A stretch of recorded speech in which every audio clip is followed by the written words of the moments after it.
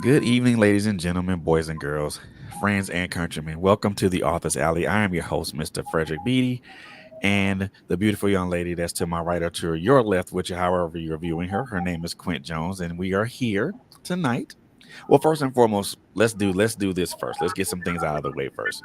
So first and foremost, thank you guys for tuning in to us and being here with us tonight. You could have been anywhere else, but you guys are right here with us, and we most definitely appreciate that. So thank you so very much for that to our viewing audience and to our listening audience. Thank you so very much for your support. It means a great deal to us, and we're gonna continue. We're gonna repay. We're gonna make sure that we continue to put great content out there for you guys. So thank you so very much for that, and make sure and please continue to follow us, like and follow us on Facebook at Trailblazer Radio, on Instagram at Trailblazers Radio, and also on LinkedIn at Trailblazers Radio. And very soon, very soon, very soon, we're going to have a Patreon page. Details of that to follow. But and hold on a second because my camera decided it went haywire again. So I apologize for that. I apologize for my Okay, camera so going sweet. haywire.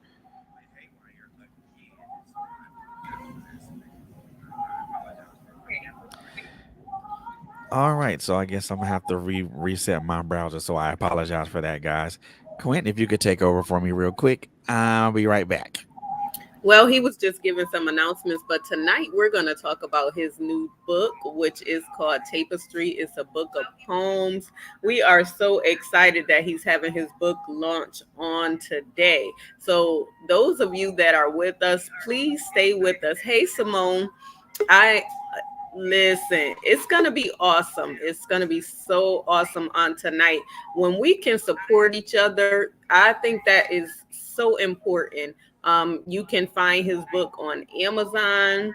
Uh, and I'm pretty sure it's going to be on some other sites. Or you guys, if you want an autographed copy, you can cash app him to get an autographed copy. Fred got some awesome books out there. He got about 6 books. I'm gonna let him give y'all the names of the books. But listen, we are our brother's keepers. So it's so important for us to support each other. And I pray that on today, God is prospering you and he's keeping you healthy and whole. So I'm gonna turn it back over to Fred.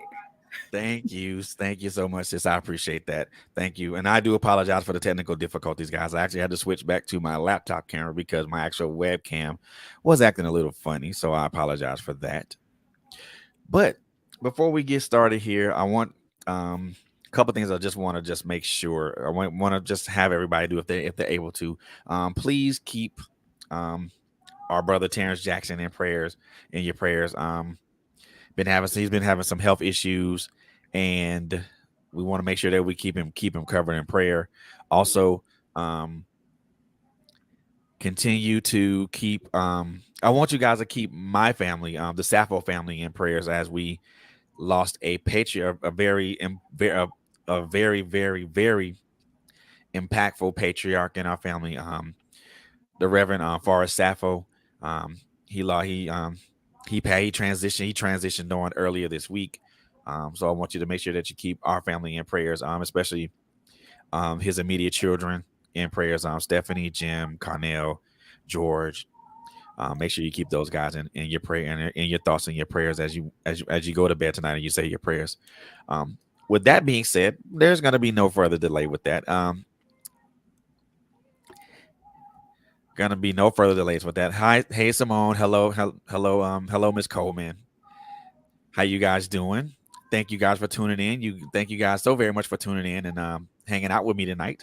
So we're gonna go ahead and jump right into this. So the reason that we are here tonight is to celebrate the release of my sixth book, the third book that I've actually written, but the sixth book that I've actually had a had a hand in or participated in. This book is a very personal and very deep dive into my own life, and how I looked at things, how I looked at certain things in my life from my birth to where I am currently. And the name of this current book is called Tapestry, The Interwoven Soul. As Quint so eloquently said, this book is currently available on Amazon as an ebook and also as a paperback book. So you guys can either get either version. If you have Kindle, if you have Kindle on your phone or on your smartphone or your tablet, it actually will be free to you if you have Kindle. But if you don't have Kindle, that's no problem. It is available for purchase on Amazon and on Amazon as again as a paperback and a hard copy. This is the book here. No, you guys can't see it because it's kind of shiny. However, I do want to give a big shout out to someone who to the person who created this cover. The gentleman is it goes by the name of Dark Scopes, and he's on. I found him on Instagram, and this cover is amazing. So if you guys are looking for somebody to do some things like that, hit this guy up on Instagram. He does amazing work. Um, normally when he does work is usually work with women or guys without clothes. But if you ask him to do something more specific, he will do it for you. I have to really give a shout out to my cousin Tina for first of all, giving me referring that gentleman to me. He is an amazing artist and most definitely will continue to you try to utilize him in any way that I can. But I know you guys didn't come around to hear any of that. I know you guys wanted to kind of hear what this particular book is about. So let's talk about that. So this particular book is about it's pretty much how I viewed my life a child from an adolescence from a child to adolescence to a young adult and then a full then an actual well I won't say an actual adult because when you're a young adult you're still an adult but in my later adult years and to where I am now. This particular book is I wanted to write I wanted to write this in like I wanted to convey a story that was transparent and was able to convey the things the thoughts that I had um thinking back to my childhood and my young adulthood and everything of that. Hey Shayna, how are you? Nah. So I wanted to do that. So I had to think of a way to write this. So I thought about should I write this as a series of short stories or should I write this in, like modern poetry? So I kind of how that came about is I literally flipped the coin. I literally flipped the coin and said heads was poetry, tails was short stories. So when I flipped the coin, boom, it landed on heads. So that's the genre. That's what I decided to write it in. Um, this is not my first dive into poetry. I've written poetry before as a kid, as a teenager, and also as a younger adult. Just never really took it into any type of consideration or really just wanted to publish it or anything like that. But as I was writing these poems, a lot of things came to my mind. Um a lot of things came to my mind. A lot of things came to the forefront of my mind. Um so I was thinking about my burn, my matriculation from a child to an adult and the experiences that I had from that point to where I am now. Excuse me, I'm sorry. And a lot of the things that I thought about were there were good memories, there were so memories, and then there were some bad memories as well. So I want to put this out and be as transparent as I possibly could with my own life so that maybe someone could pick up this book and they can look at their own life and see and maybe relate to one of the poems that I've written in the book. Um, the writing process for this was quite stressful. I'll say that. I'll say that because they brought up a lot of strong emotions. Um, emotions of as a child as an adolescent or as a teenager trying to fit in but not necessarily fitting in. um Even stronger emotions of dealing with the loss of a child and still trying to navigate that road. um talk briefly about um my experience in the military.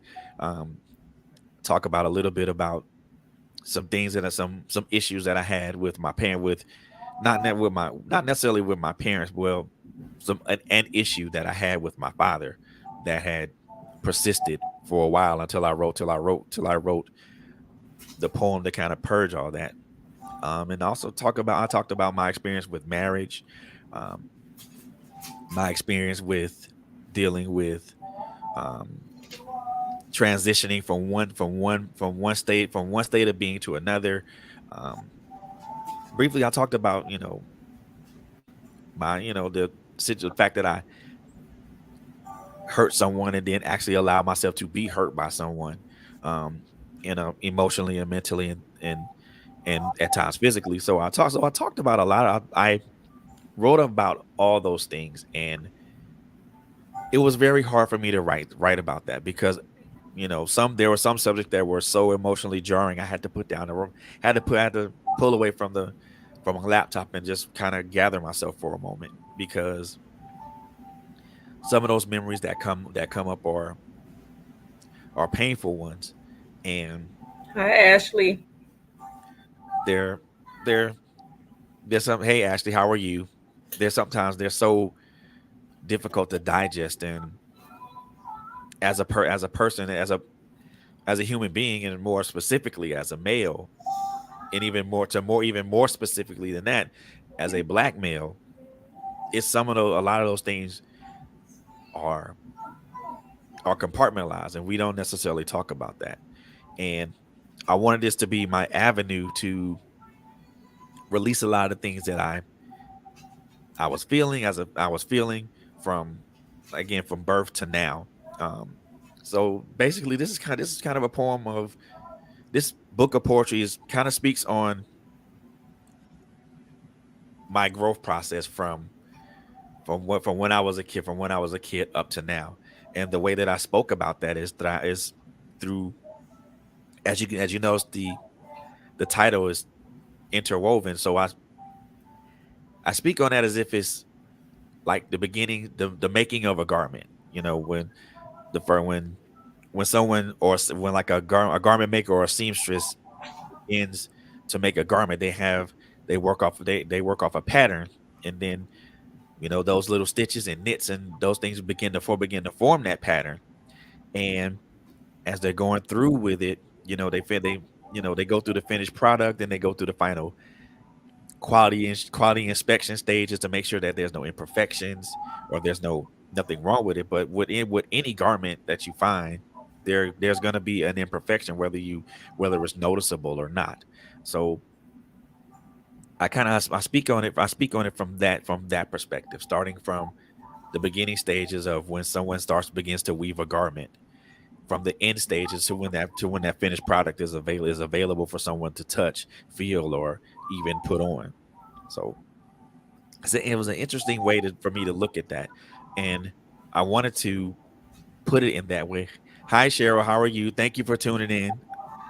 So I wanted to put it in that way because I wanted people to understand, number one, where I was coming from, where I was coming from, where I was at the time, and also where I've been, and also to where I am and where I'm going. So I wanted people to understand that. And when people read this, they they're they can read something out of it and not just look at it as, well, this guy just had a bad experience or something like that, or, well, maybe he's just venting because he's angry or something like that. I want people to really just read this, and any part of what I've written, of any piece that I've written in this book, if anyone can relate to it, then they can see themselves in that particular piece, and they can see themselves changing or working towards changing. Then my job is complete. we as human beings, we are always trying to be better, trying to our process of being a better person is a never ending process, and it's continual. So I want when people finish reading this book, I want them to be empowered, but I also want them to try to walk the path of a better person. And that's the mission. That's really the mission behind this particular poetry book. Is for I know for some people it doesn't look like it's really really big or really long. It's it's short. It's short for a reason, because our life experiences most of our life experiences can be put in the book, and most times those books are either going to be short or they're going to be long. Not to say that my life experience that I didn't have many life experiences. However, I wanted to touch on the more important ones, the more important and more impactful ones in my life, um, such as from you know the bonds that I share with my brothers, all of my brothers, the my memories of being at my grandmother's house, um, raking leaves on a Saturday morning, or hanging out at my maternal grandmother's house and during the summer nights, and then also my experiences as a child, being able to go hang out and play little league baseball and hang out with and have those intimate and bonding moments with my father. Those were I speak about those. I don't speak about them in great detail, but I do touch on those because those are the most for me. Those are the most important moments in my life because those are the moments that help shape me and help grow me, as well as the other experiences that I've had, being enlisted in the military, um, learning to be a better learn to be a better be learn to be a better learn to be a better sailor as I was in the Navy, learning to try to and also my travel down fatherhood. It hasn't been the greatest travel because of my experiences with that, but I put all that out there because I want people to just if you I want people to look at that and just look at their own lives and say, hey, maybe I can relate to that. Maybe that's something that I can look at in my own life, and maybe I can change that in some way, shape, or form. The purpose of me writing this book, as well as any other book, any other of my other five books that I've written or I've contributed to, is to touch a life one word at a time. If I can touch someone's life with one word or maybe one sentence or maybe one bit of a phrase, then I'll say that my mission is complete. So that's the purpose for me writing it. This is my premise for it. It's been out since January, but I was thinking about how to best release this. So tonight is that night. So I want everybody to celebrate and rejoice, because this ain't a sad occasion, y'all. Even though some of the subjects in this book of poetry are a little sad, but they're not. They're for me it is a release of a lot of emotions and a lot of things that I felt for a long, long time. And for me, at the end, when I got to the end of this book, it felt really, really good to let all that go, because it felt like there was a great weight that was lifted off of my chest, and for me, that is the best feeling ever. So with that being said, I'm gonna, if you guys have some questions for me, by all means, fire away. Well, let me say this. You said a lot, and I'm very, very proud of you for putting your feelings on paper, especially in the form of poetry. There's when we met, there was a lot of things that you was dealing with, and you was like in a whole nother headspace. So to watch you progress through the time through this year, it's been awesome. It's been an awesome journey. But Oh, don't don't don't make me cry up here, child. Don't make me do that. here we Don't go. make me cry up here. But Don't do that. okay, I'll be good. But you spoke on you said one of the poems deals with father issues. And I know for a long time I had daddy issues, and that was because my father was not in the picture. Um, it was a lot that was going on. My father was an addict, but I didn't find that out until later that he could not be there for me. But Mm, regardless of the fact, even through all the words of negativity that I said to him, I still loved him.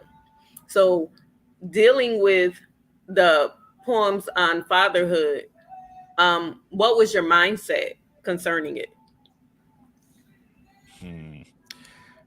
Well, first and foremost, I want to be as transparent as I could with it because, and I'm just gonna be very honest. People can say what they want at this particular point, but it doesn't matter to me because because it's my truth. I wasn't the best father to any of my kids, so I can readily admit that, and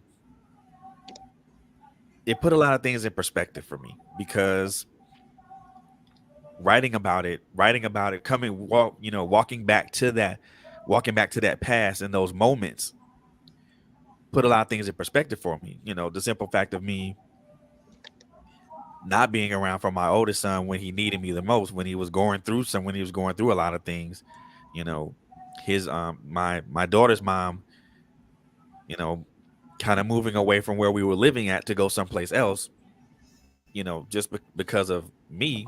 But at the end of the day, I understood what it was. Um, and then really honestly not knowing where my middle son is. I mean, I have an idea where he's at, but I can't confirm that. I can't confirm or deny that. And then, issues with my youngest son really just not being there for him, period. And when I walked back and I looked at all those things, it put a whole bunch of things in perspective because for me, because for a lot of us as parents, especially when there's a parent in absentia, the blame is always placed on the parent in absentia because that parent could have been around to do what they had to do to help raise a child. But for me, that took on a whole different meaning because there was always that question, that maybe if or what if. So me writing that poem came from the thought of what if. And then there were three other poems that I wrote that were dedicated to each one of my kids. So, this is based on my personal experiences with each one of them, from not from their mom, but from them. Mhm. Now, let me ask this. Through the process of you writing the poems and the what ifs, I know a lot of the time that you were away, you were in the military. Did you forgive yourself concerning it? Because we, as parents, have to make a living for our children. Hmm. And if you were in the military, I mean, you were making a living for your children. However, once again, did you forgive yourself concerning the what ifs? And what are some of the what ifs? Well, to walk back on the first part of your question. Now, I had my oldest son when I was in the military, so I wasn't. So at that point, I didn't have any other kids at prior to that. So, and then to answer the other part of the question, what were the what ifs? One of those what ifs is what if I the one what if that was the biggest question in my mind, and this is regarding my oldest child, was what if I what if I stayed in Virginia? What if I would have stayed in Newport News? Or actually I was in Little Creek at the time, so that's a little bit away from Norfolk. But what if I would have stayed in Virginia? What you know, what if I would have stayed in Virginia? What would have happened and what would have been that result? The other thing was, what if I would have been a better, what if I'd have done everything that I could to improve myself with my daughter's mom? Would she have moved away? You know, um, what could I have done to improve my stature with my youngest child, with my youngest son? And what could I have done to prevent my middle son's mother from, filling his head with so much ridiculousness and lies and things that weren't necessary, that weren't true about me. Those are my what ifs. You know, Even as you ask those what ifs, those answers are not always readily available, and they sometimes they won't even manifest themselves until later on in life. But the one thing that kind of remained as the constant for me was not the what ifs, but the opportunity to try the opportunity to try to change it, to try to change the situation. If I had an opportunity to try to change the situation, I tried to take it. Sometimes there were small times, there were small bits of success, but there were a lot of failures. And those failures were kind of like the driving force of me doubting myself as a father. So did you forgive yourself? I had no choice. I had no choice, because at that point, if I didn't, I was gonna go out. First of all, if I didn't, I was gonna go crazy. And if I didn't, I wouldn't have had the opportunities that I wouldn't have been able, I wouldn't have been afforded the opportunities that I've had. You know, in 2019, I got to see my youngest son and my daughter. I actually witnessed my daughter get married, and that was a beautiful thing to sit there to watch that, and to see how happy she was, and to have that conversation with her, and to have that conversation with her mom. Those things meant a lot, and just for me and and her mom to have that conversation and talk about what happened. And she apologized to me, and I was like, well, what are you apologizing for? And she told me why she apologized. And at that point, I understood the reason why she moved away, because I wasn't stable. I wasn't really stable. And that's what she wanted for her daughter. That's what she wanted for her daughter, or her a father that's stable, someone that's going to be able to show her, show her what it means to be, show her, protect her, um, and protect her and love her and care about her. I wasn't at that point in my life at that time. I was still running around trying to do what I wanted to do, and eschewing all one running around doing what I wanted to do, while neglecting all the responsibilities that I had at the time. So yeah, I had no choice but to forgive myself, because if I didn't, I wouldn't have been afforded those opportunities. I wouldn't have been afforded those two opportunities that I've had, and I wouldn't have been able to forge a bond with my oldest son. Even though it was a strained bond, it was a bond still, and regardless of the fact, regardless of the fact, you know, I knew that he loved me, and I knew that I know that I love him, and we tried to say it to each other as often as we could. Sometimes we didn't say it, and sometimes we couldn't say it because we were mad at each other. But me being a bigger person, I always wanted to try to approach him and talk to him about it. Hey, look, let's talk about it. What can we do to be better? What can we do to improve? And for for things that happened the way they were before all those things were realized, that was a hurtful thing. But I had to forgive myself for that, because for a long time, especially with my oldest son, I felt that it was my fault that he was taken away from us, taken off this earth. And I had to realize that it wasn't my fault. You know, whatever action he chose to, whatever choice he chose to make, whatever choice he made, and whatever action he took was the reason for him not being here. But at the same time, everybody has a choice. My son had a choice. The officer that decided to shoot him had a choice. Everybody that was present at that time had a choice. Some people made good choices. Some people made good choices. Some people made bad choices. The end result is, to me, the end result is what it is. So even though I might be mad at the result, I'm no longer angry. I'm no longer angry at God for it, because again, choices and consequences. You reap, you either reap the rewards or the consequences of the choices that we make, and that's what I had to understand. So you talked about being angry with God. How long was you angry with God, and why did you put it on God? Interesting question you asked there, but there's an answer to that though. I was angry for quite some time. And when I say quite some time, I mean quite some time. Like years. And from the I won't put an approximate time on it because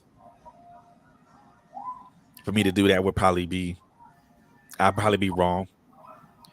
So for I'll say for a period of a few years, maybe I'll say maybe 3 to 4 years since he passed, I was angry, very angry, and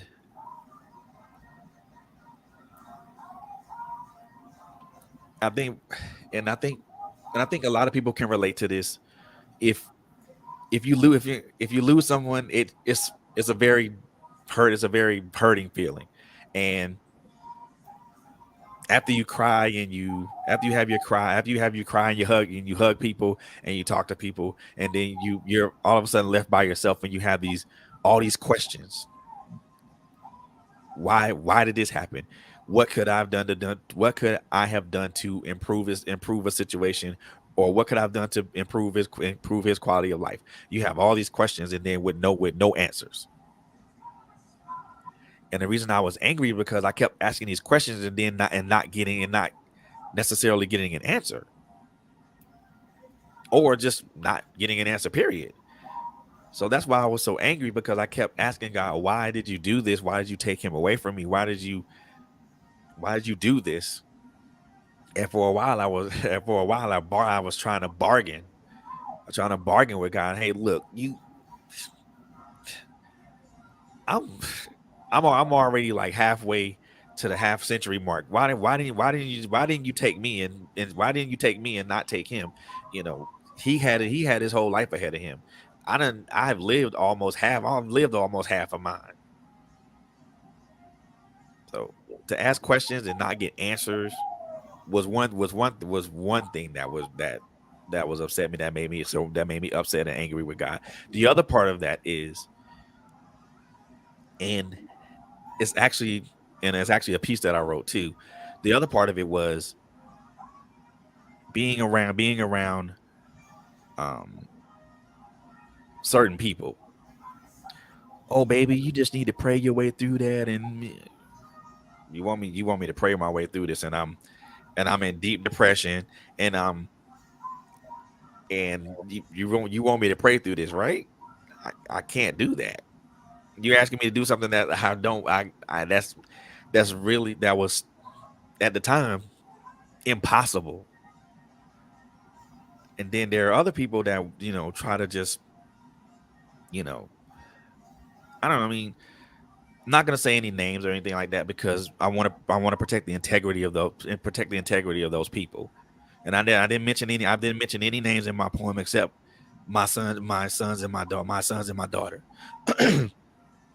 So I'm not gonna mention any names because I want to protect the integrity of those people. But in certain circles, in certain religious circles, you know, people would always tell me that you shouldn't be mad at God for what happened, and who are you to tell me who I can't be upset with? Or you know, always put their hand on your shoulders, baby. Just pray about it. I don't think you understand what I'm going through right now. I'm I just lost a child, a my oldest child, who now has a who now has a 6 year who now has a 6 year old who now has a 6 year old daughter, my granddaughter. But you asking me to pray about it. You asking me to talk to God about it. I ain't trying to hear that. Not right now. I ain't trying to hear that because and I would explain it the many times I've asked God all these questions and not getting any answers from it. Come on. I was like, nah, I ain't doing that. I can't, because I'm not gonna go through the process of asking questions and not getting answers. Because as many questions as I ask, I'm not getting the answers back that'll reduce the number of questions that I'm asking. So that's the main reason why I was angry. It was it was quote unquote spiritual and religious folks that exacerbated it. Not and that's not to say that, and I'm not saying that bad of any religious or spiritual person because I can't, because I won't, I can't, because y'all two are aligned with me, and I have, and that's, and for me to say something negative like that would be really, really bad. So I won't say anything negative. But there were people in certain circles in my life that were religious and spiritual, and they exacerbated it and made me feel like I wasn't supposed to be mad, or I wasn't supposed to be angry, or I wasn't supposed to feel what I was feeling. And then to, you know, be around you, not family, because the people, the support system I had was amazing, and I can't speak highly enough of them. So I give kudos to those people. But internally, which is when I mean internally, I mean inside my own family dynamic that I had at the time. It's I'm trying to put all this in pieces that I can understand, in ways that I can comprehend, and I'm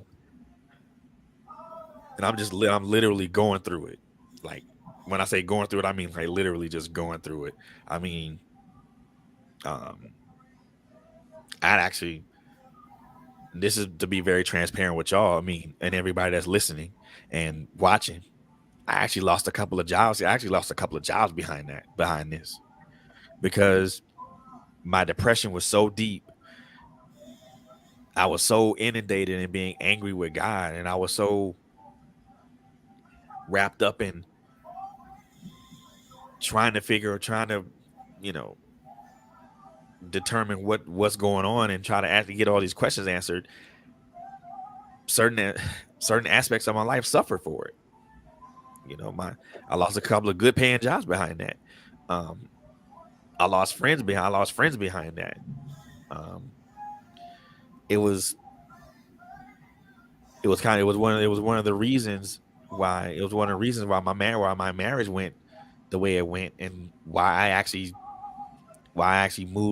stepped outside of it. So I mean, I lost a lot of things because I lost a lot of things because of that. So I mean, but am I angry now? Because now I understand there were choices that were made.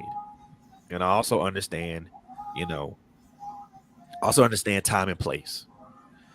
God's timing isn't God's where God places us isn't where man places you. Where God's timing isn't our timing. So I understand time and place. There are reasons why this happened. Whatever those reasons are, I may not ever know. But I have to be content in the fact that where he is somewhere better than where we are.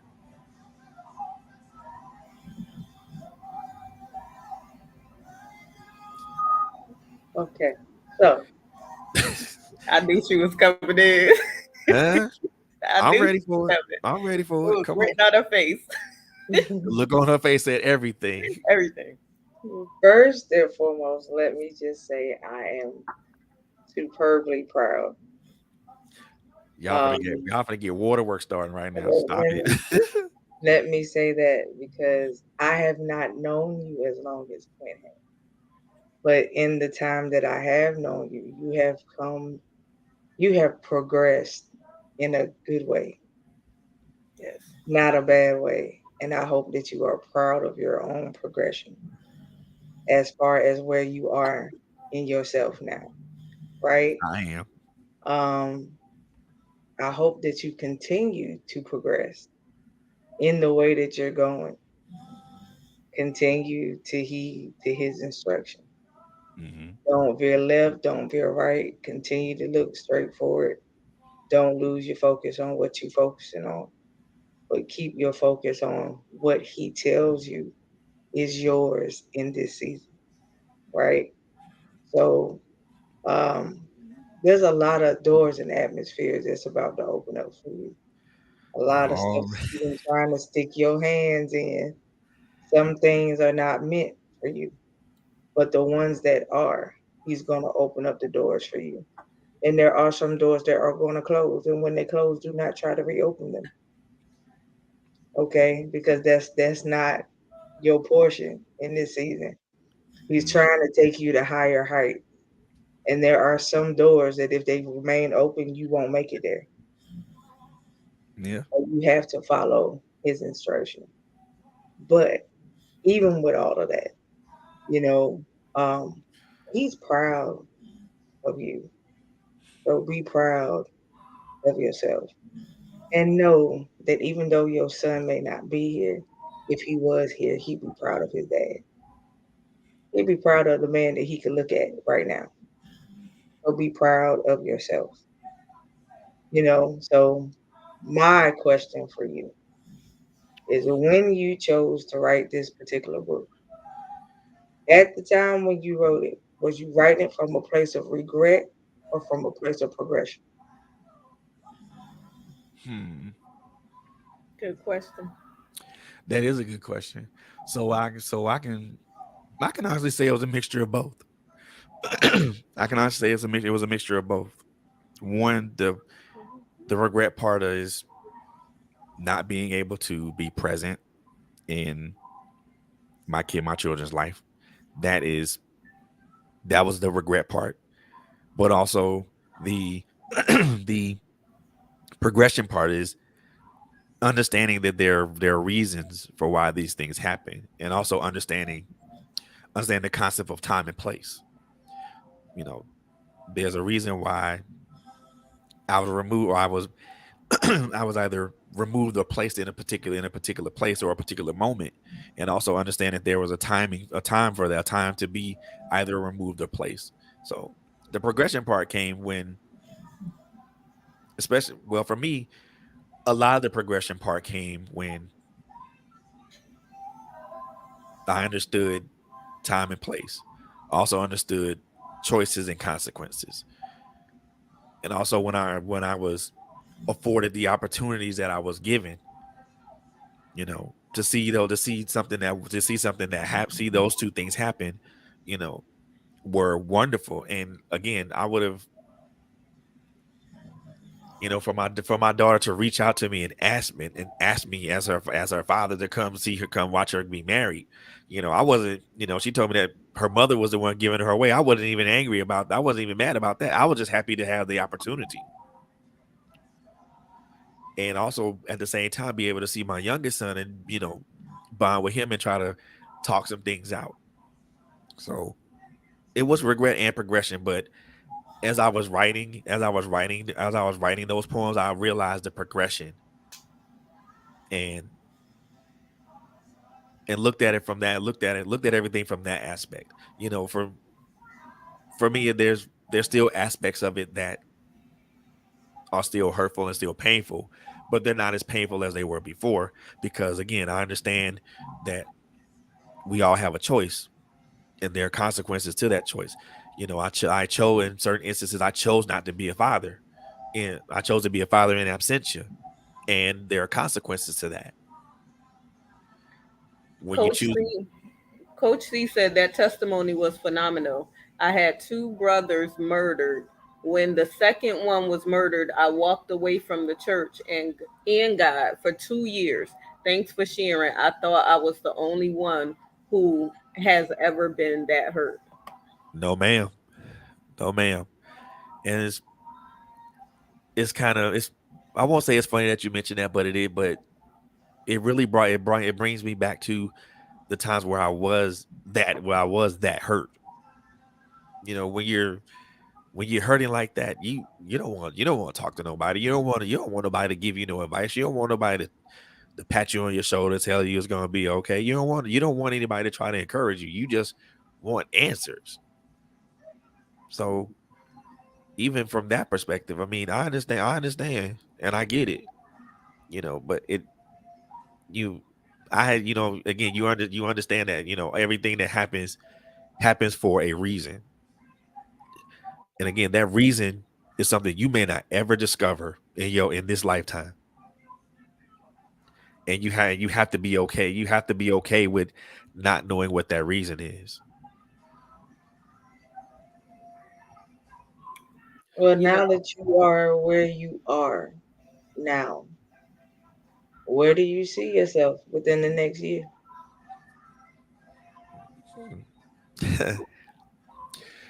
Writing more books, doing more things with you guys, continuing to walk the path of a better person. You know, I've it's taken me a long time to get to the point to where I am, and that's been like a circuitous route, and I've been traveling in circles. I was traveling in circles the whole time, never really committing to a direction or anything of that nature. So it's taken a long time for me to get to where I am currently because of all the things that I've dealt with in life, in life, and all the things that I carried, and all the pain and regret that I carried. I was always traveling in circles, but one day you just have to. I realized that I didn't had to not travel in that circle anymore and just find out what path I was going. So where do I see myself in a year? Doing more things like this, writing more books, um, really doing the things that needs to be done to now to put this name, this platform, my name, and everything else out there. But also within that, continuing on the path to being a better person. Simple fact of the matter is, and again, this is for everybody that's listening. You know, being walking on this path to being a better person is is a very very it's a hurtful process. And I say that because the simple fact of the matter is this: when you when you put it in your mind that you want to change,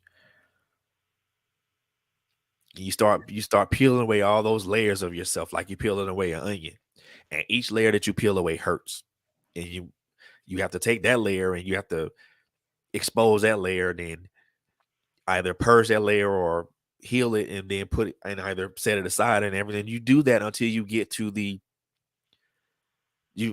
get to what I call the real you, which is a very either a very scared either a very scared little boy or little girl, or a very hurt little boy or little girl. And you have to get to the root of that part of you, because there are aspects of you that have been hurt, that have been scarred, that have been used, manipulated, you know put put the test, and put the all kind of horrible things that we've all seen in this earth at one point or another. But once you get to the point of who that person is, which is the real you, then you can work on that part of you. Then you can work on that, all those things that have hurt you, or all those people that have hurt you. And for me, that's the big part of it. You know, And I'm at the that was going to be my next question to you. What was it like when you finally faced yourself? Ooh, girl. Ooh. I did not like the person that I saw looking back at me. And I was horrified. I was horrified. I was devastated. I was incredulous. Any any emotion or any word that you could think that would describe that you could describe, and you could describe that those words would fit. I I didn't like it. I didn't like it. I didn't, and I did for a minute. For a moment, I didn't want to see it.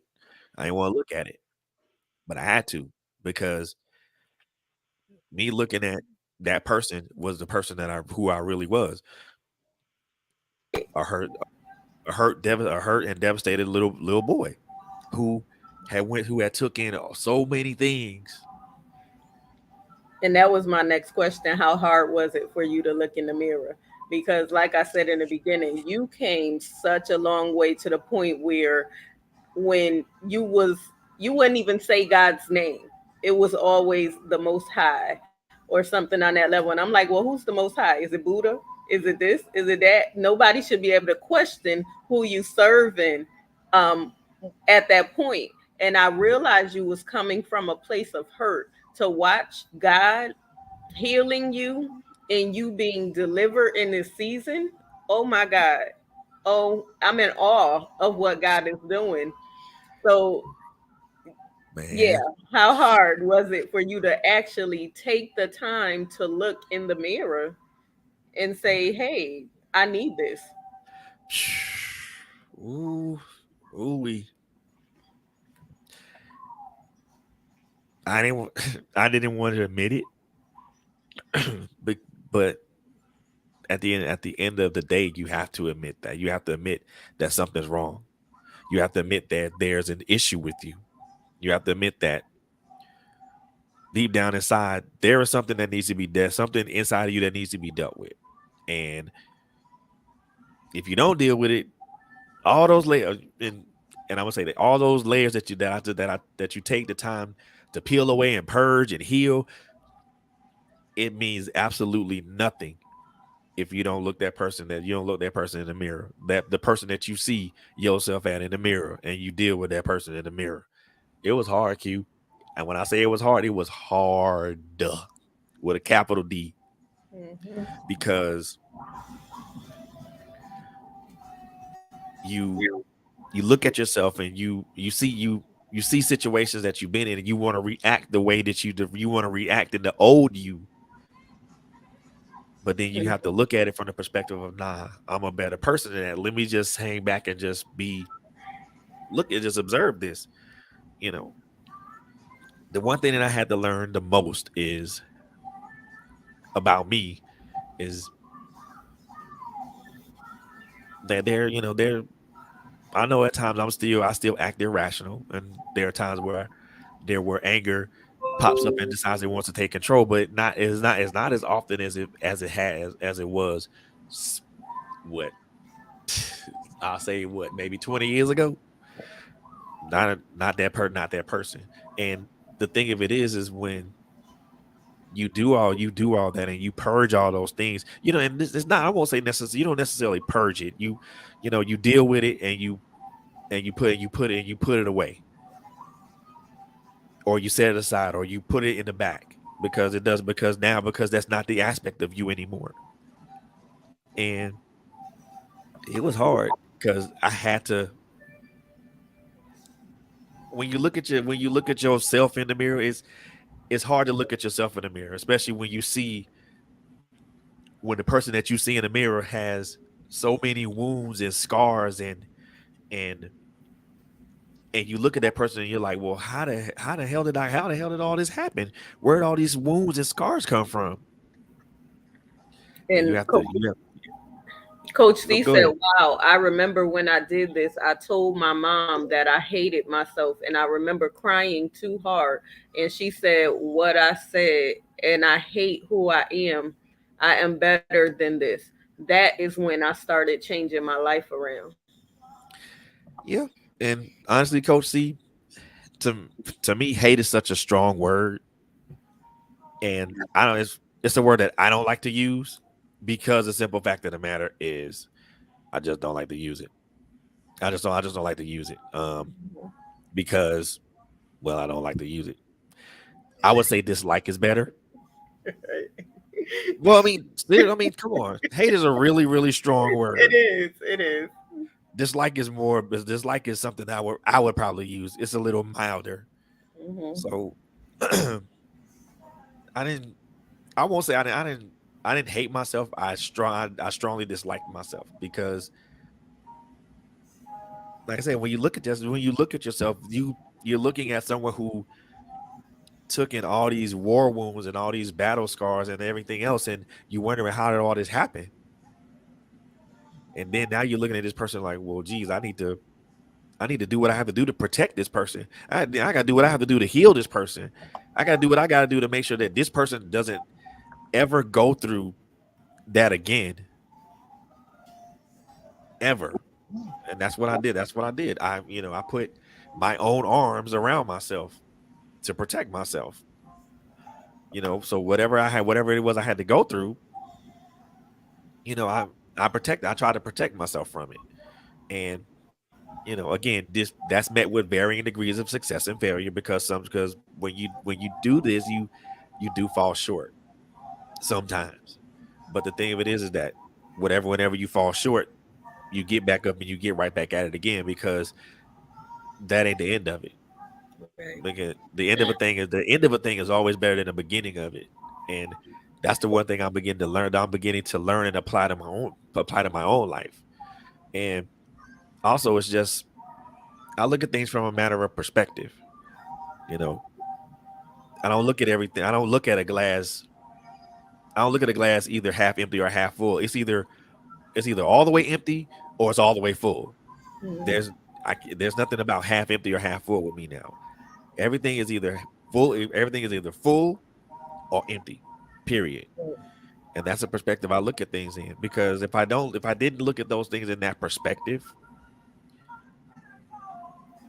everything that I've done up to this point, all the work that I put into changing and trying to manifest the better life, trying to manifest the best life that I know I can have, and also, um, you know,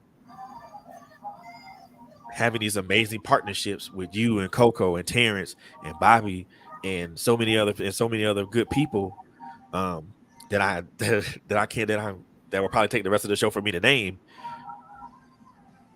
If I look at it from that perspective and manifest what I in trust in God, and allow myself to be led instead of being the one in front all the time. It's If I didn't do any of that, then I wouldn't be in this position to where I am now, and I still be looking at that scared little boy in there, that scared little boy in the mirror, trying to figure out what can I do, and that's the truth part about it. It's hard to do that.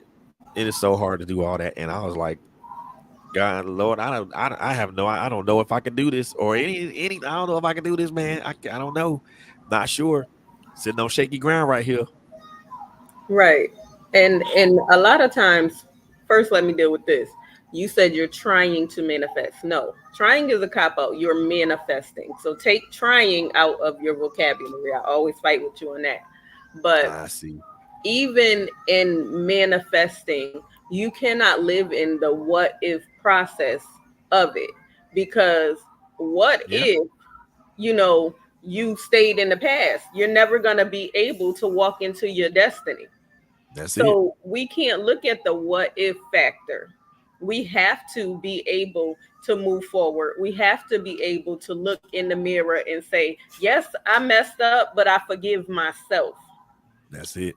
I am no longer that person that was the failure as man looks at it. Because a lot of times we see us as man sees us, and Yeah, man will always fail us.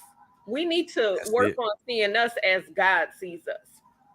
That's So with it. that being said, I'm thanking God that you forgave you and that you are moving forward, because in the next 5 years, oh God, Yeah, that's all I can say is, oh God, something major is about to happen.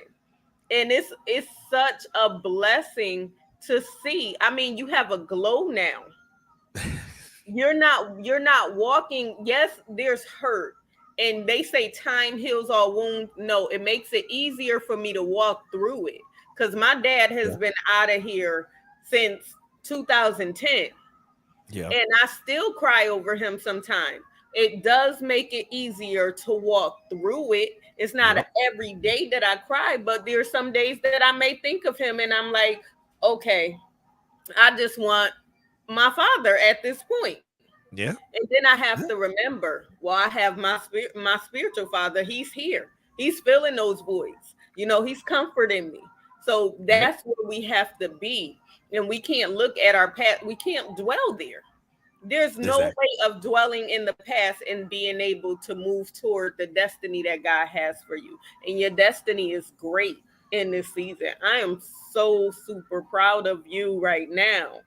But Thanks. I appreciate going it. back to the cover of this book, and you talking about the tapestry, and how you're piecing things together. You're piecing your life together. It's Yeah. not just, and I'm so excited about that because it takes time. It's a process. It's a journey. So what steps did you have to take to bring the pieces back together? Ooh. Well, first, you know what? The first part of it for me was just looking at things as a whole and accepting those things as they are at face value, Mm-hmm. because a lot of those things, a lot of some things in my life I wasn't responsible for. There's a lot of things, are a ton of things in my life that I am responsible for because of the choices that I made.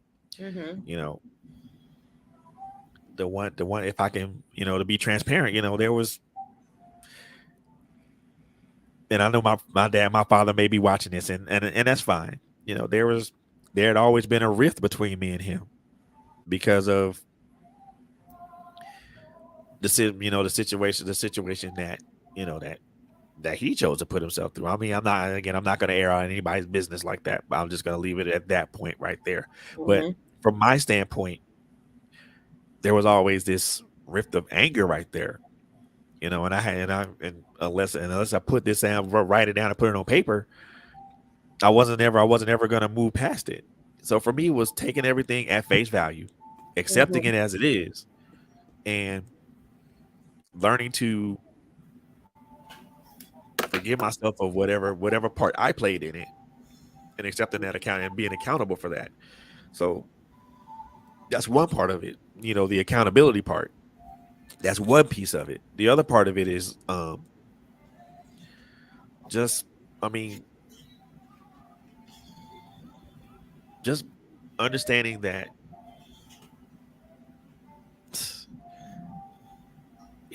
understanding that certain things, there are certain choices that you make that you're responsible for, and there are certain choices that other people make that you're not responsible for. At times, wonder, because some of us as human beings, at times we take on the responsibility of someone else's actions. And for a moment, I did take on the responsibility of somebody else's actions, which was crazy. And I was like, well, why the hell am I doing that? And had to learn to not do that anymore. The most important part of piecing everything together was, again, perspective, how I saw things, Mm-hmm. um, how I look at things, how I view things. My worldview and my worldview and my life view are, to me, are synonymous. And we used to be at one point where my worldview was the opposite of my life view. That's different. They're synonymous now, because my life view sometimes, my life what I how my life view has an immediate impact on my worldview, because and when I mean my worldview, I mean everything that's encapsulated inside of me, not outside, not the outside world, but everything that's encapsulated inside of me. Mm-hmm. So that means my business relationships, my work relationships, my family relationships. That's my world. Mm-hmm. So any thought processes or any views that I have, though, if they're negative views, they immediately impact my worldview. So I try to keep those two views within the same, at least upon not equal footing, but to the point to where they're not conflicting with each other. And so I look at things differently. I see things differently now. Not that I never didn't see any things differently, but now I'm a whole lot more observant than I was before. You Mm-hmm. know, a lot of people say, well, I tell people, for me, the best perspective for me is on the inside looking out instead of the outside looking in. And they ask, well, why is that? It's a difference. Ain't it a narrow field of view? I said, nope. I said, if you're on the inside looking out, you're in front of a window. You have like 180-degree view of everything that goes on around you, that everything that you can see.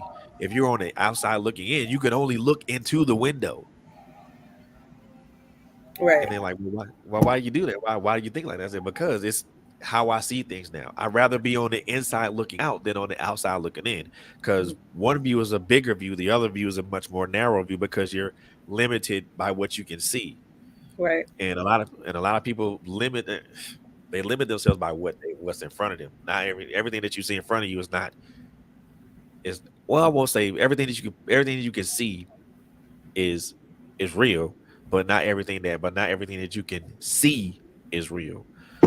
Now, you have to kind of put that in a different perspective. I mean, like I said, I see things differently. Um I operate differently. I move differently. You know, I'm still the same person. It's just certain aspects of me have changed. You know, I'm still outspoken when it comes to certain issues. But now, like I'm still outspoken when it comes to certain issues. But now I pick and choose what I speak my mind on. Mm-hmm. You know, and I temper how I speak when it comes to certain things, because 3 or 4 years ago, well, maybe five, maybe 3 or 5 years ago, man, please. Oh yeah, outspoken goes. I'm gonna say whatever I gotta say when I gotta say it. Right. Mm. And everything don't deserve your energy. Exactly. And I'm learning how to, and that for me, that was the important piece of it. Energy. Mm-hmm. Protect your energy at all costs, and Yeah. be very selective on who you give your time and your energy to, because not everybody's for you, and not everybody's against you, but not everybody's for you either. So I try to pick and choose the people that I choose to be around, you know, Mm-hmm. because again, not everybody's gonna have your best interest at heart, and there are people out there that are literal energy leeches, and I don't want to be around those type of people. You know, if I know something finna screw up my vibe, I'm gonna back away and not be in that, because I don't want that. I don't want that negativity, permeating in my soul, or coming into my spirit, or weaving its way into my mind. And I don't need all that, because that's gonna disrupt the path that I'm walking right now, and I don't need any disruptions or interruptions at this point. Mm-hmm. And you got to realize a lot of things are just a distraction to delay you from your destiny, or to keep you from your destiny. Now, That's it. you talked about these energy seekers. Some people are preying on you instead of praying for you. They don't want to see you get ahead. They act like they support you, but they're not really supporting you in that season. And it's up to you to see your Judases in this season. I ain't saying get rid of your Judas, because your Judas has a purpose and an assignment. However, I'm telling you to keep your frenemies close. Yeah. Um, And I'm, that's the I'm, hard I'm, part, because you know they're against you. But the Lord said, the wealth of the wicked is laid up for the just, and that's it. he will lay a table in the presence of your enemy. He prepares a table for you in the presence of your enemy. That's it. That's it. You stay consistent because your enemy is consistent.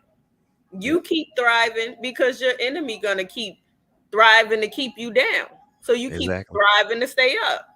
Exactly. And that's one thing I was telling a good friend of mine. And they were talking. I said, "Well, I told them, well, my game plan changes when people that's around me change. My game plan always changes. I mean, I'm like I said, I'm a lot more observant now than most of them. I'm a lot more observant now than I ever was, and Mhm. I'm also a whole hell of a lot more guarded because of the things that I've been through. But it's also just for me, I just want to protect what I have, Right. protect the things that I have, so I'm able to.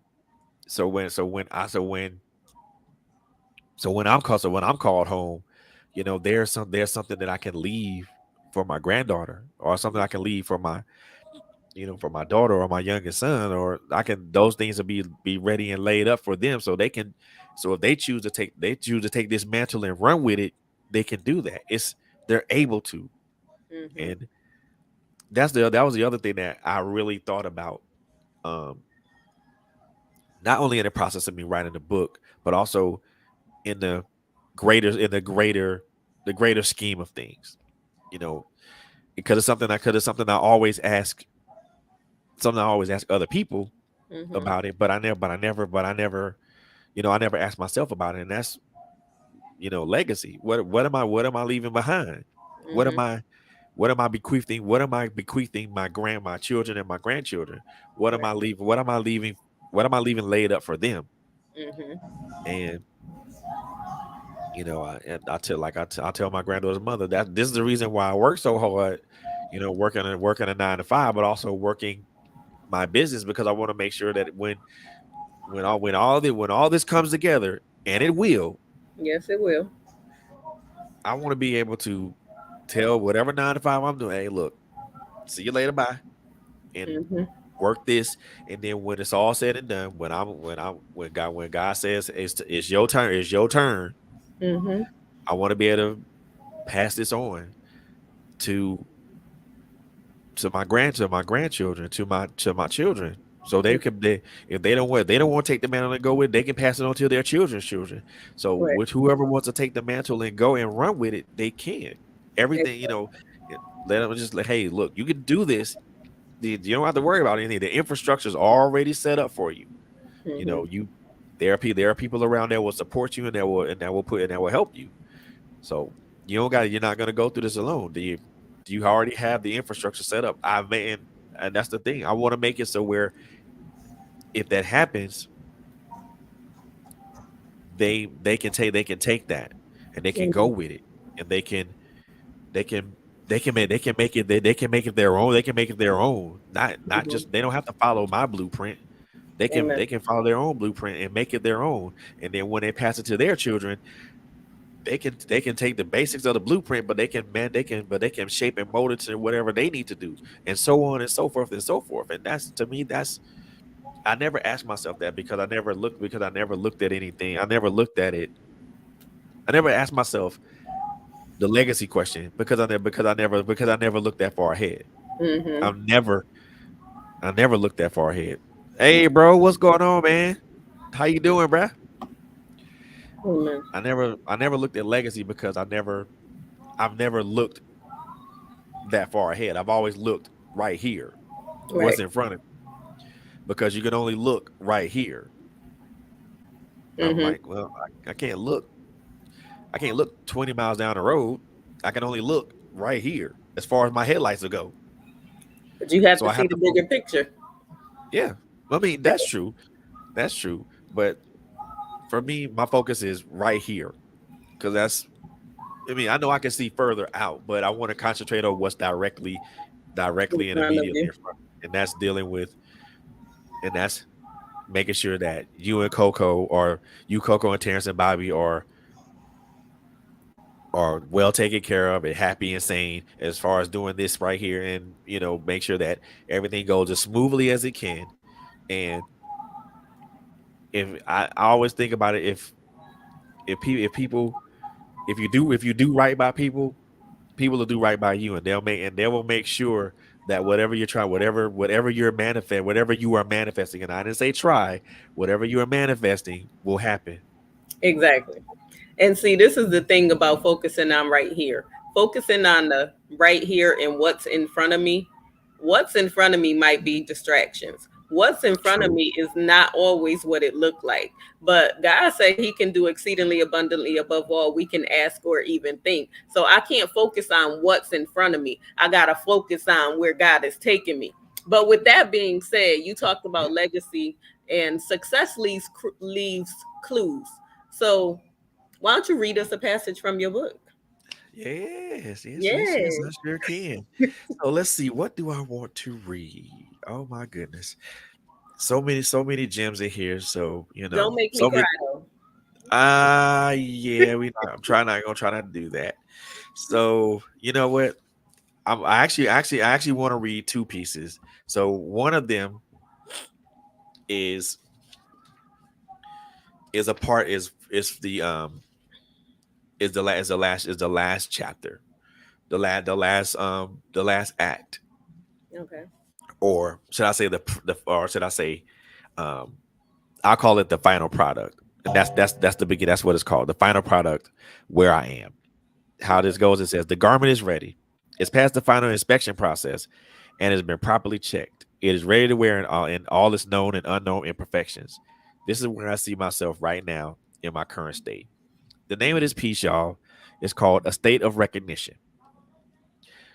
So it goes like this. I look at my life in three songs: Somewhere I Belong by Linkin Park, Blurry by Puddle of Mud, and True by Lloyd. Each song speaks to a different aspect of my life. Somewhere I Belong speaks to the years of a child and as an adolescent, struggling to find an identity, struggling to find a place, but never quite fitting in, seeing something that I did not want to see as a child, and understanding its repercussions, running away from being accountable and making a choice that will ultimately change my life path.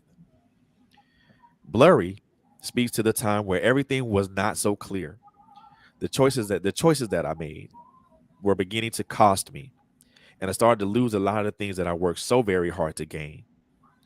It spoke to the time that I have become more and more unstable and unreliable in my actions, in my mind state, and the continuation of a downward spiral. True speaks to where I am right now, the man I am now. At this particular stage in my life, all the battles that I've fought and lost, all the things I've went through, in retrospect, the majority of my wins were Pyrrhic victories. I've been through so much in my 49 years of existence. I've endured the pain and trauma and the ugly process of physically hurting one woman, and in the same token, being emotionally, mentally, and at times physically abused by another woman. I have lost people that were extremely close to me through the ugly entity of death, and those losses still hurt. I have failed miserably at marriage. I've navigated the muddy waters of suicide and considered the conundrum of religion, and concluded that most of it is extreme spiritual abuse.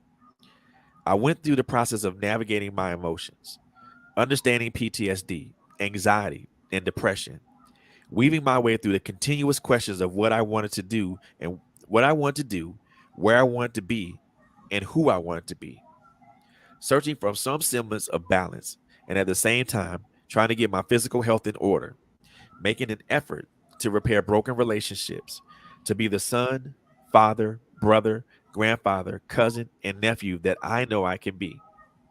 It took an anime series for me to finally understand and apply the concepts of equivalent exchange. Now, I don't seek the conflict, I prefer the resolution. I have very little tolerance for ignorance and bullshit, but I am a much more patient and understanding person. I am learning to love myself more, to turn love and in turn to love those I care about. Where chaos once reigned with malicious intent, peace now rules with benevolent thought. I am learning to use my voice because I know I can affect change when I speak. Where confidence did not exist, quiet confidence lives. I can be truly transparent because I truly have nothing to hide. I've learned how to better manage my anger because acting in anger has diminishing returns. I move with calculated silence in a world where most people would rather announce their next move. I place a high value on true friendship and loyalty. My circle is small by design and purpose because if I call you my friend, I consider you my family. In reality, I only want people to accept me for who I am and for everything that I do. I will give it the very best that I can because at the end of the day, because at the end of the day, I surely and honestly want to be true to me and to those I love. That was awesome. That was awesome. Um, Tamika said power, truth, and vulnerability. Yes, indeed. And that's That's where, that's for me. yeah, That is where I am at this point. Vulnerability. right. So the second piece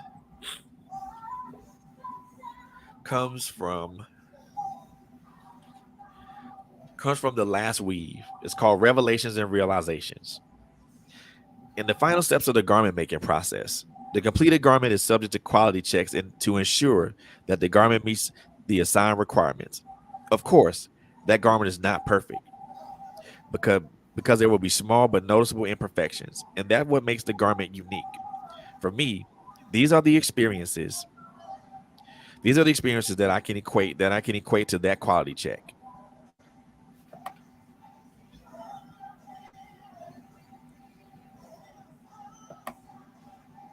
I got him. I already got him. Ooh, wrong person. I blocked the wrong person. Ooh. I got him. You continue reading. Okay. Sorry, Tanika. I didn't mean to block you, sweetheart. My bad. I'm sorry. Did We you blocked the wrong unblock her? person. Yeah, please. Because I know she was watching. And I apologize. I apologize, Tanika. Okay, it's not allowing me to unblock her. You may have to. I can't do it on my end. I'm sorry. Oh All wow. right. So that's fine. Tanika, I'll shoot you. Shoot you. I hit you via messenger when this is over. My apologies. I didn't mean to do that. So the name of this piece is called Noble. Now the background behind this piece was it was in response to an action that my father took.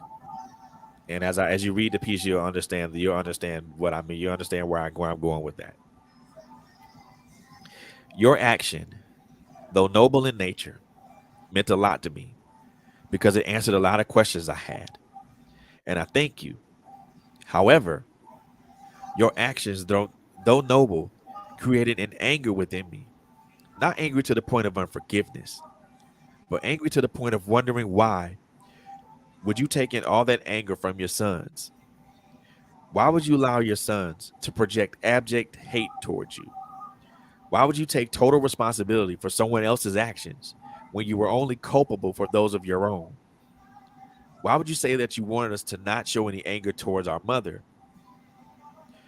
A noble action that was taken drove me to inscrutable depths of anger. A noble action with the intent of protecting someone caused me so much pain and anguish. I desired definitive distance to allow my anger and hatred to dissipate. Your noble action, though pure in intent, brought about a cataclysmic reaction for which now I am personally healing from. Short and sweet. So, Short and as, sweet. and as I stated before, that was in regards to an action that my father took with us. He didn't at the time they were, you know, their union was ending and whatnot and stuff like that. And he told us that he wanted us to be angry. He wanted us to be angry at him. And my I'd always question, like, why would you do that? I mean, I understand the reasoning as to why you wanted to do it, but you didn't have to do that. Right.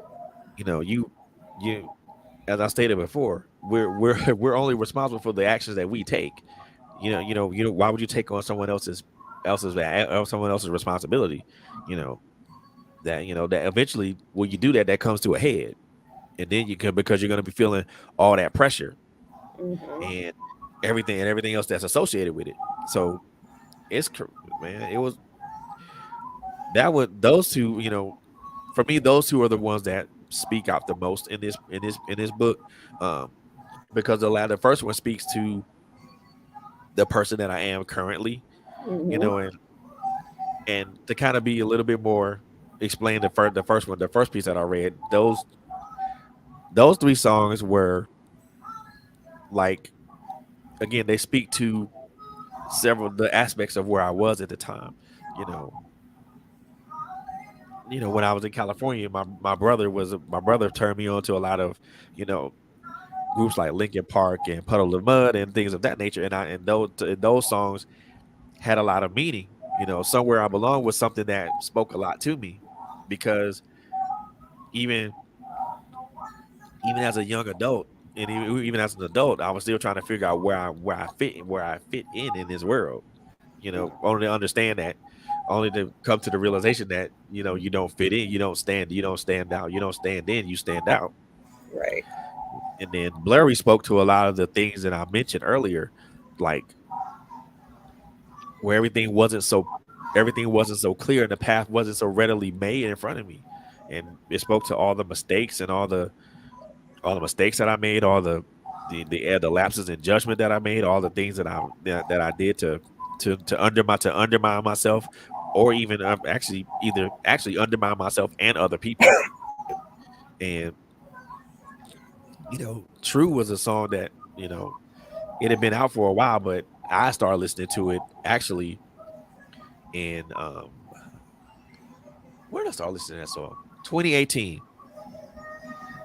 I started listening to that song in 2018, and you know the lyrics of that song spoke a lot about to where I was at the time, of listening to that song, because I was still in that wayward path, but at the same time trying to be true and try to be remain true to who I was and try to be true to those that I cared about and I loved at the time.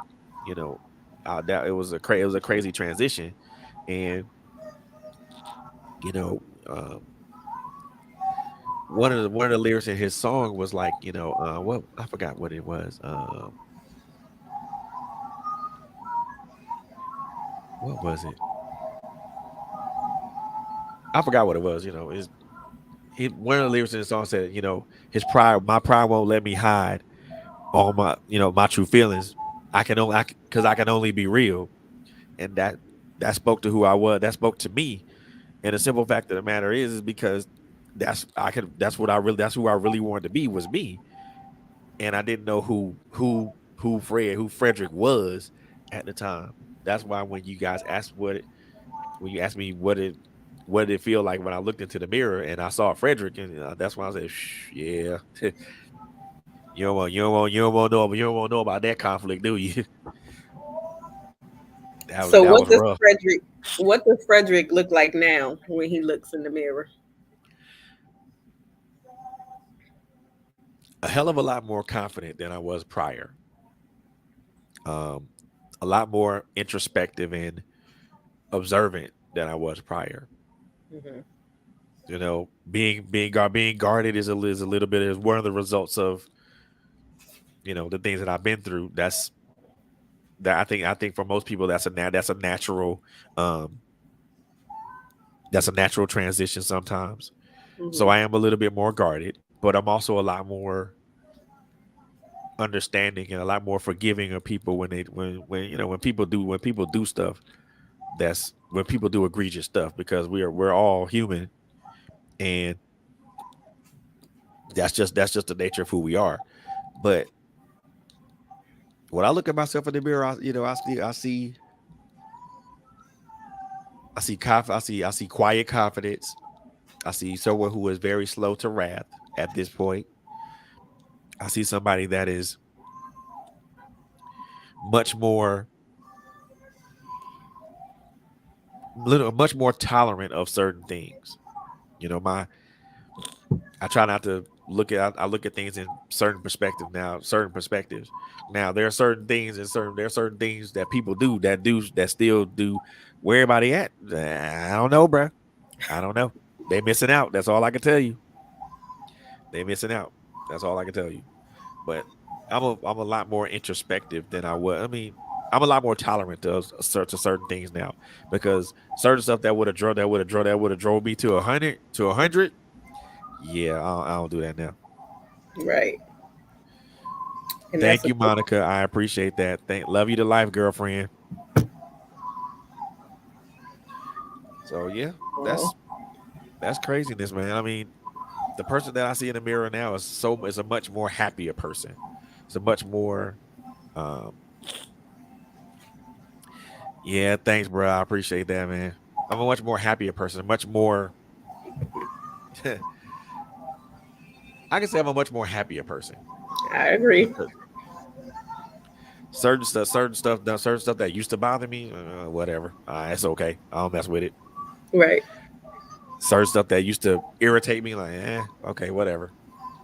Go on about your way. Carry on. Right.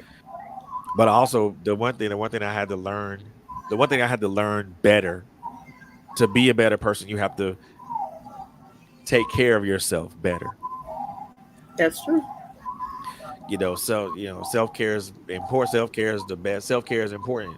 Not only if you when you take care of yourself, you're able to take care of those around you and Right. those that care for you. So I've had this. That's still a journey that I'm still traveling on, because I know for me, when I get off work, or when I come off a show, or I'm monitoring a show with you guys, or just we're doing whatever. It's Sometimes it's very hard for me to decompress, because there's always this thought in my mind. Well, damn, I didn't upload that show to Anchor, or maybe or damn, I didn't upload a commercial that Quint or Bobby, Quint and Coco or Bobby that may have made. There's always those things that run through my mind. Not only as someone who works for a living, but also someone who's managing and running a business, but also even me as an author. I always ask myself, when I finish a book, or when I write the last word on that page, I always ask myself, did I write enough? Did I put enough out there for people to understand and get what I was writing? And So for me, it's do very you hard for me to feel like decompress. do you feel like you did that with this book? Because I know as a writer, sometimes with when you have to deal with things concerning you, it makes it that much harder to write that book. So, but Yeah. you have to be able to identify with the book in order to touch somebody else. So, Oh yeah. I can when I say that, I can say, uh run so what you want to shoot an email with that, bro, or you want to run that by me offline? I mean, we can do that. okay. But you have to be able to identify and it has to touch you. So, I know even when I was writing Overcoming the Mask, I put my book down for a year because I had to look at me. I had to still heal from some places that Yeah.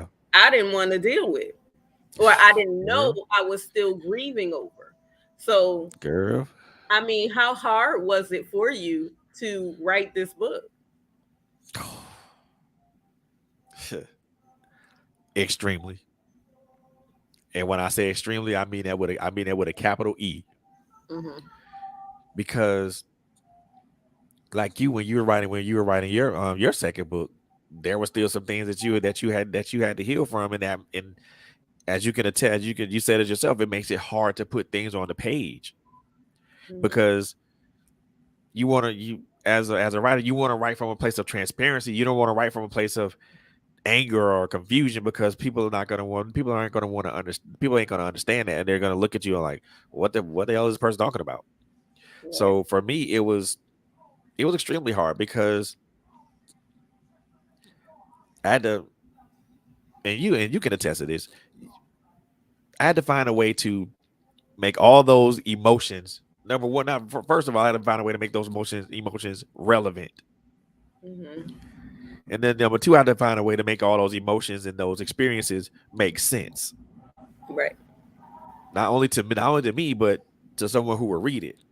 Hmm. When And then the last thing was, making sure that I'm as transparent as I possibly can be. You know, not without revealing a whole lot, but also making sure that there's enough there.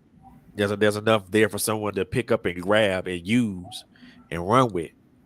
Because when they don't when folks when you I don't and again I've read yours. I mean, because you don't want to write something and be vague. Right. Because I mean, I'm gonna say, when I read Get Up, and then I read the other one, girl, I'm like, okay, she touching on a few buttons right here. So Let me put this down and come back. Right. And when I did Get Up, my goal for Get Up was to help women to become more self-confident. But That's the it. men that has actually read that book, they were like, look, this is for men and women. And it really caused me to think about some stuff. And Yeah. then for other women to come back, like, I didn't know who I was. And now I know who I am today. And I'm like, wow, okay, God, to God be the glory. That's all I can say. Exactly. And yes, Exactly. Cedric, self reflection is key for healing, growth, and perspective. So that is Yeah. so true. It's hard because I'm writing one now called The Art of Forgiveness.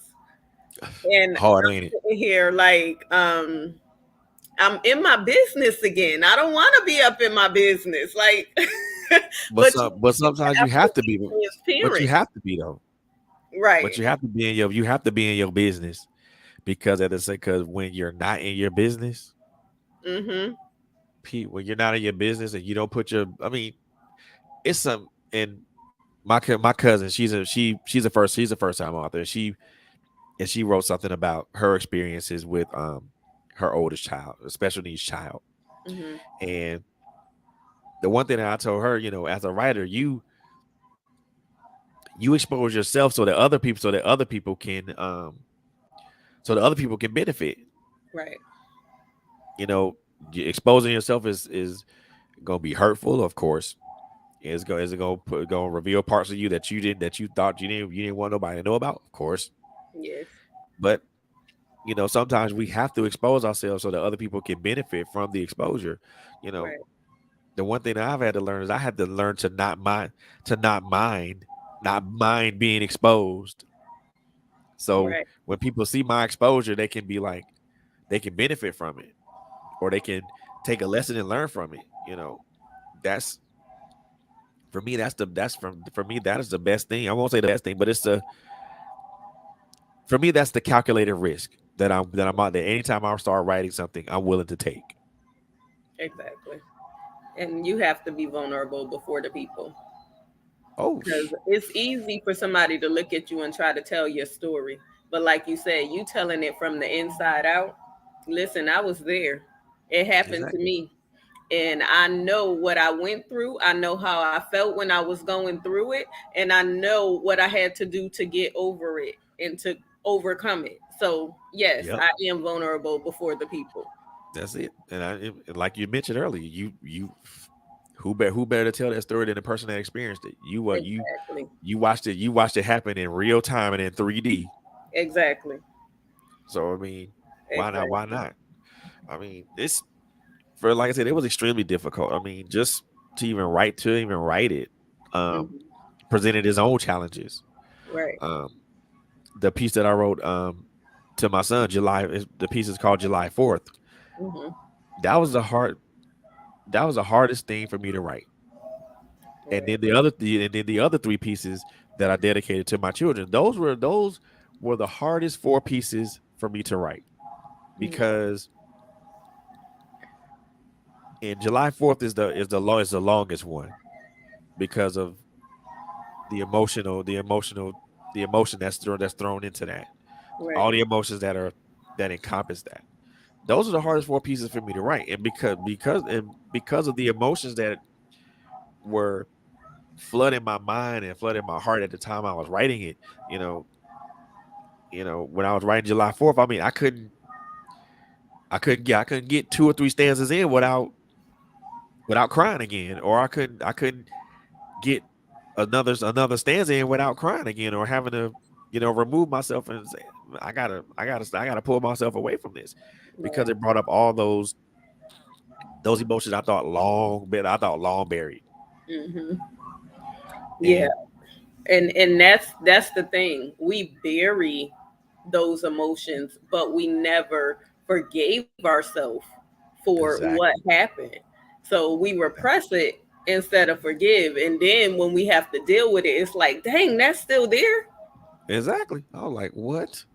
But that's when deliverance takes place. Yep. Healing begin to take place. The thing, the fun. I And won't then even say the fun. self-love begin to Oh, take place. Girl, let me tell you. The funny part about this is when I finished writing the last one. Mhm. So I wrote them in order, meaning I wrote them in the order that my kids were born. Kawanza was first, then Francesca, then Shamar, then Montre. So I wrote them in the order that they were born, but also I wrote them in the order of the experiences I had with each one of them, Mhm. and each one of them was a different thing. I tell you what, I'll read one of them. I'm not gonna read July Oh 4th because my. yeah, I'm not gonna read July 4th. Okay. I will not read July 4th because Thank you. I can't, because if I read that I'll be like, yeah, we're not doing this, and can't can't do it, won't do it. And even with the poem Noble that you read, for your father to take that approach, not only did he become accountable for his actions, but he became accountable for somebody else's actions. And Yeah, that right there in itself, that's yeah, hard to do. Like, I don't want you to look at her in a negative way. I don't want you to see her flaws. I don't want you to see, what we went through, but I want you to just put it all on me. and when you do Listen, that, the pressure, yes, it's a lot of pressure, but pressure. that's a noble act. I Yeah, commend I mean, him for that. Like, listen, my I, father wasn't taking accountability for anything. So I that's true. promise you, hats off to you. Yeah, I most definitely said I'm, committed. You get accommodations from me from that, but that's some. You didn't have to do that. You know, people are responsible for their own actions, and he was, but he, knowing my father the way that he is, the way that my father is, he's that type of dude. So I don't buy I don't buy I don't buy I don't jump to conclusions with him, because I know if he says something, that's pretty much what it's gonna be. So I don't Right, bother with him. I don't bother like that, because right. I know him enough to know that it was with good intentions, but at the same time, it had there was a negative effect behind it. But he knew the effect that was going to be behind it, but he still did it regardless. And Yeah, Cedric said it's an emotional purge. Self forgiveness is hard. We can forgive others faster than we ourselves. And that is so true. true. And then we are taught at a young age that thinking about yourself is selfish, but self preservation is the only thing that will keep you sane. That's true Very too. true. Very true. So the last piece I'm gonna read for you guys. This is called "Somewhere," and this is for this.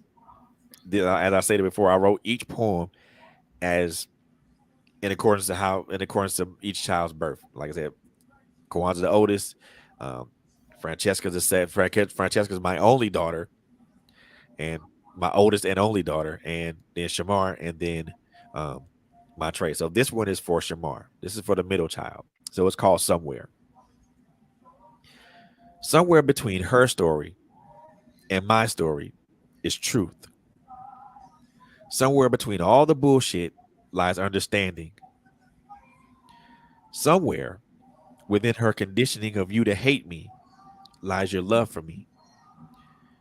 Somewhere between what she told you compared to what I spoke to you lies a curiosity to know who I am to you.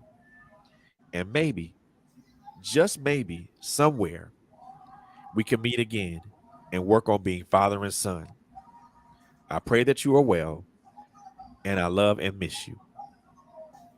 That was awesome.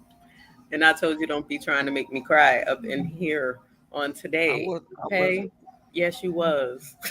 sorry, didn't mean to, but I mean that was in retrospect to a lot of what she taught him of me, and then the one time that I did have a conversation with him, which we had on Messenger, and he said all these disparaging things. I said, your mother told you about that. Your mother told you about me, didn't you? Didn't she? She said, yeah. I said, let me tell you who I am. And let me tell you my story. Let me tell you my story. Let me tell you. Let me tell you the part of it, the part that I played in it. Let me tell you that part. Mm-hmm. What I told him, he was like, he was incredulous. I'm like, dude, this is what it is. This is the manipulative. I said, this is the manipulative nature of your mother. I said, I said, she's the one that I said, look, she told me that she was pregnant. She told me that she was pregnant with you, and she told me that she was going to abort you. Wow. What, as a male, what could I say? I can't tell you to keep the baby. I can tell you, I can suggest that you keep the baby, but hell, at the end of the day, it's your body. So I can't determine anything. The only thing that I told her is that whatever you do, whatever choice you make, I will support you in that choice. Whether it's a good choice or a bad choice, I will support you, because at the time I cared about her and wanted her to be okay. Regardless. I mean, regardless of the fact whether or not we were together or not, I just wanted her to be okay, and I wanted to make sure that she was cool until she was taken care of. So for 9 whole months, now me and her not in, and I don't know why. I don't know why God's taking me there, but I'm gonna go there. I'm gonna go there. I'm listening. I'm listening. So for 9 whole months, here we are. She she's carrying the kids. I'm thinking it's some other cat's kid, right? So get a phone call later. Come on and come check out your kid. Come see your you come see your godchild.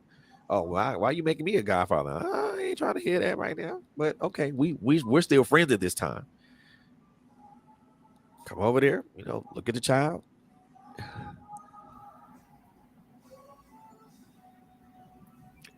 You told me you had me come over here and look at this child to see if he was mine. That little boy, that little boy don't look like me.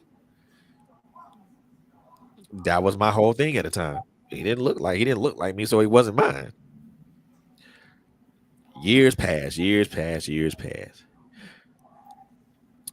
You know, this little thing called Dana or DNA, it don't lie. She don't lie at all. No, she don't. And she said with 99.99%, That you you are are the this father. man.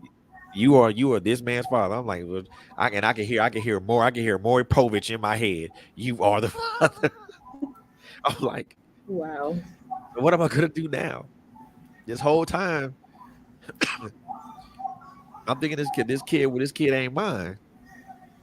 So now I'm trying to build a now I gotta build a relationship, or at least make an attempt at it.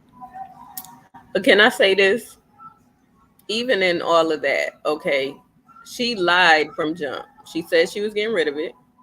Then she had you to come over there to and say this, you're the godfather, not the father. You're the Yeah, godfather. So she never actually came out her mouth and said, this is your baby until nah, years later. So you yeah, cannot, you can't hold yourself accountable for that, because yes, you knew you were sleeping with her, but there was a lot of lies being told. yeah. True. That's true. I mean, and in retrospect, I thought about, well, why you didn't have to do all that. You just could have said you just could have said it.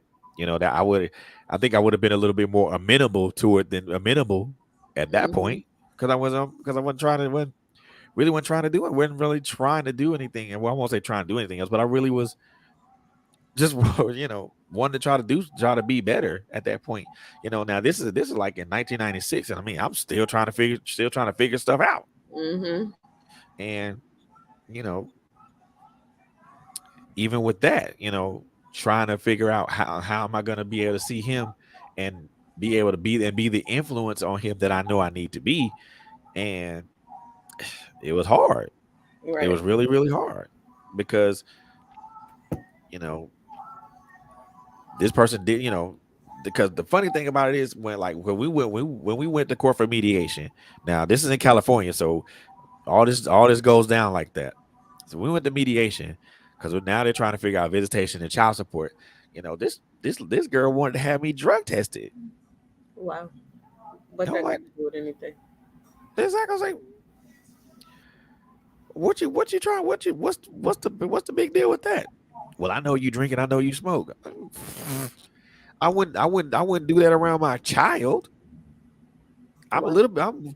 Hey, I may be wilding out, but but at least I'm a little bit responsible. Jesus, but it was.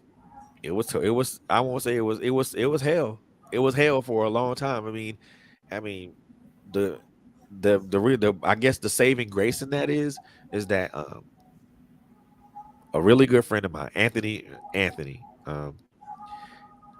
This dude, he was a cool dude. He was married to her at the time, and we talked man to man. He said, "Look, man, whatever I need to do to make sure that you're able to see your son, I'm gonna do it. If I gotta bring him up for visitation, or if you just want to come by and see him for maybe for a day or so, that's fine. We can do that. That won't be an issue."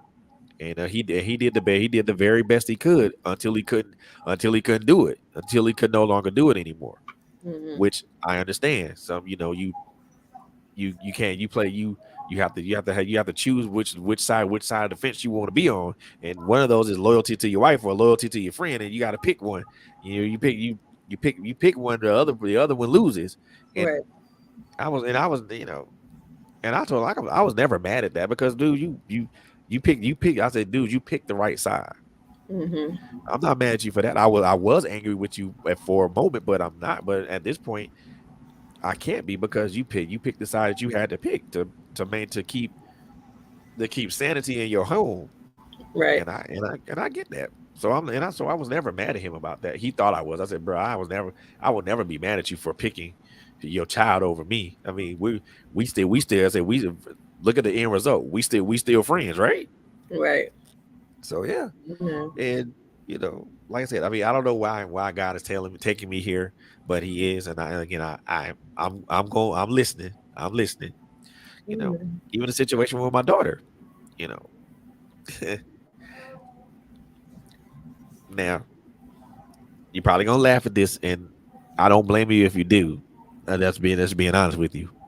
So my son was born in June of 1996. My daughter was born in December of 1996. Mm-hmm. Okay. Yeah, that type of thing. So It's okay. My daddy was a Rolling Stone too. I was trying not to be, but so even with that, you know, trying to build a relationship with Shamar, you know, trying and failing because there's things such as the system and other, and I won't even wax poetic on that because I mean, it's really not nothing to really talk about because the system is there for a reason, and that's the reason it's there. So Hmm. even with my daughter, you know, I still wasn't in the most stablest of places because I was still out there doing whatever the hell I wanted to do and not and issuing all responsibilities. When my daughter was born, and this is probably gonna you. I mean, you probably be your eyes will probably get wide when I say this. You know, I was there for my daughter's birth through the whole ugly nasty process. Hmm. Well, bless the Yeah, Lord. yeah. But here's the kicker: I was there. I was able to cut the umbilical cord. I was able to hold her. Love on her, show her. Let her. All those things. The one thing that hurt me the most is when her mom told me, "Thank you for being here, but I don't need you here. I have my family." That hurt the hell out of me.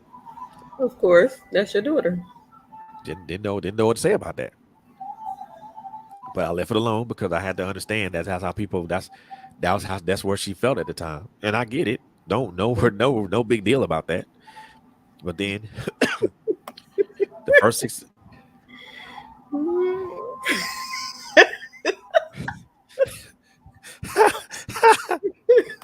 Yes, he said he's talking about Shamar's mom.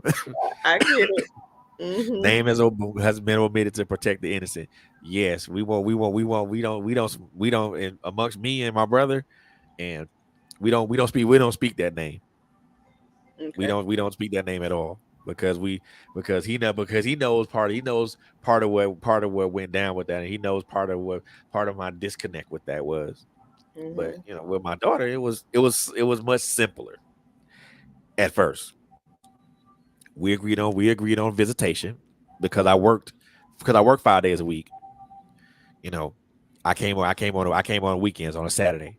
Mm-hmm. Brought gifts, brought things that I thought she needed, bottles, pacifiers, milk, things of that nature, onesies, car seats, whatever. All that. I won't say car seat. Well, yeah, I did buy a car seat. All of those things that a baby needs at the time.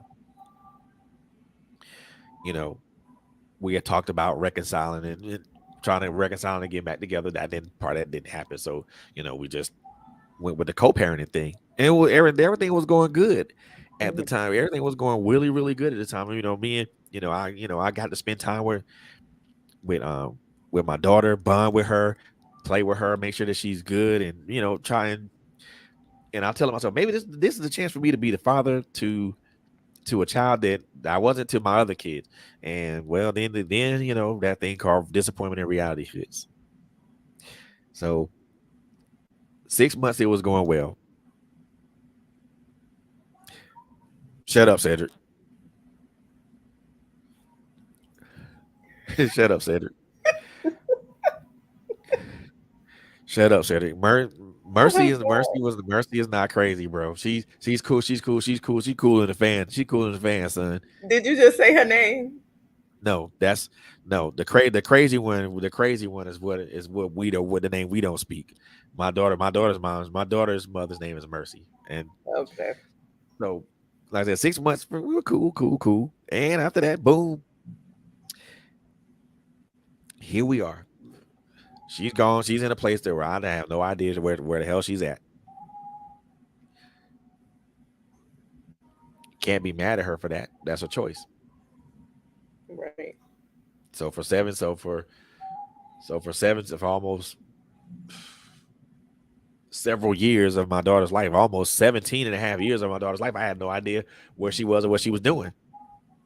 All I knew is she graduated high school. She wanted to, she's heavily into sports. Her favorite player is Peyton Manning, and she wants to be a sports. She wants to be a sports. She had aspirations of being a sports journalist. Dang, all that stuff going down. I mean, all that stuff going down. Cool. So, man, we maintain a relationship over the internet on Instagram. We talk to each other and say, "Hey, how you doing?" We have these nice conversations about this, that, and the third. I ain't no dope, dumb. I ain't no dope boy. Leave me alone.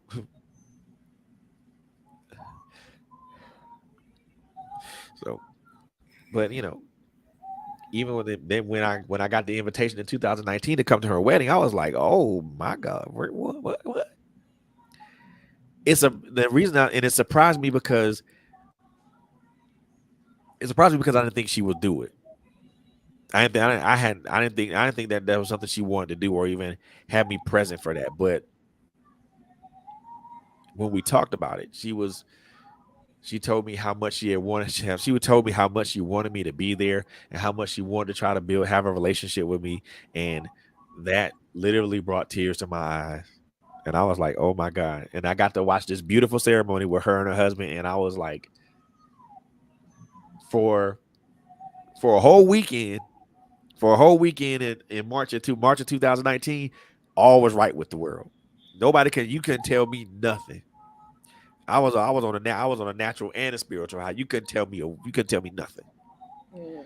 You know, even to speak to her mom and her mom, we talked. We had a nice long conversation.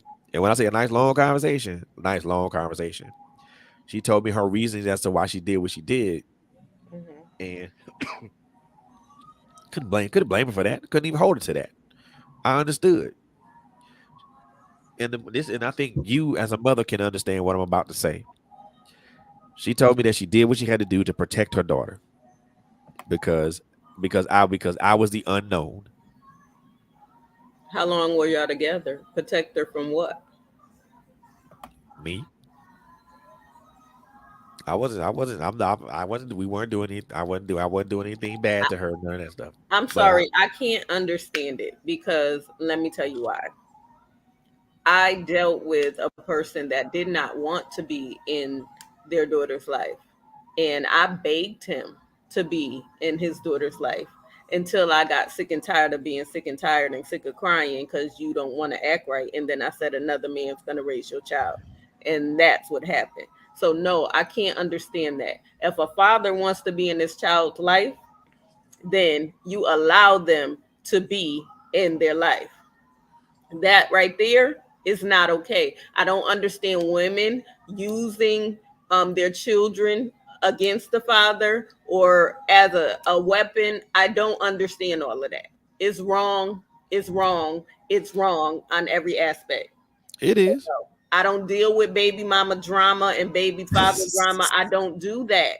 No, None of us. what we Nobody. do Nobody should. is for the children. Let's think about them in their best interest and go from there. So no, I can't understand that. That's not being a woman. Well, I mean, Sorry.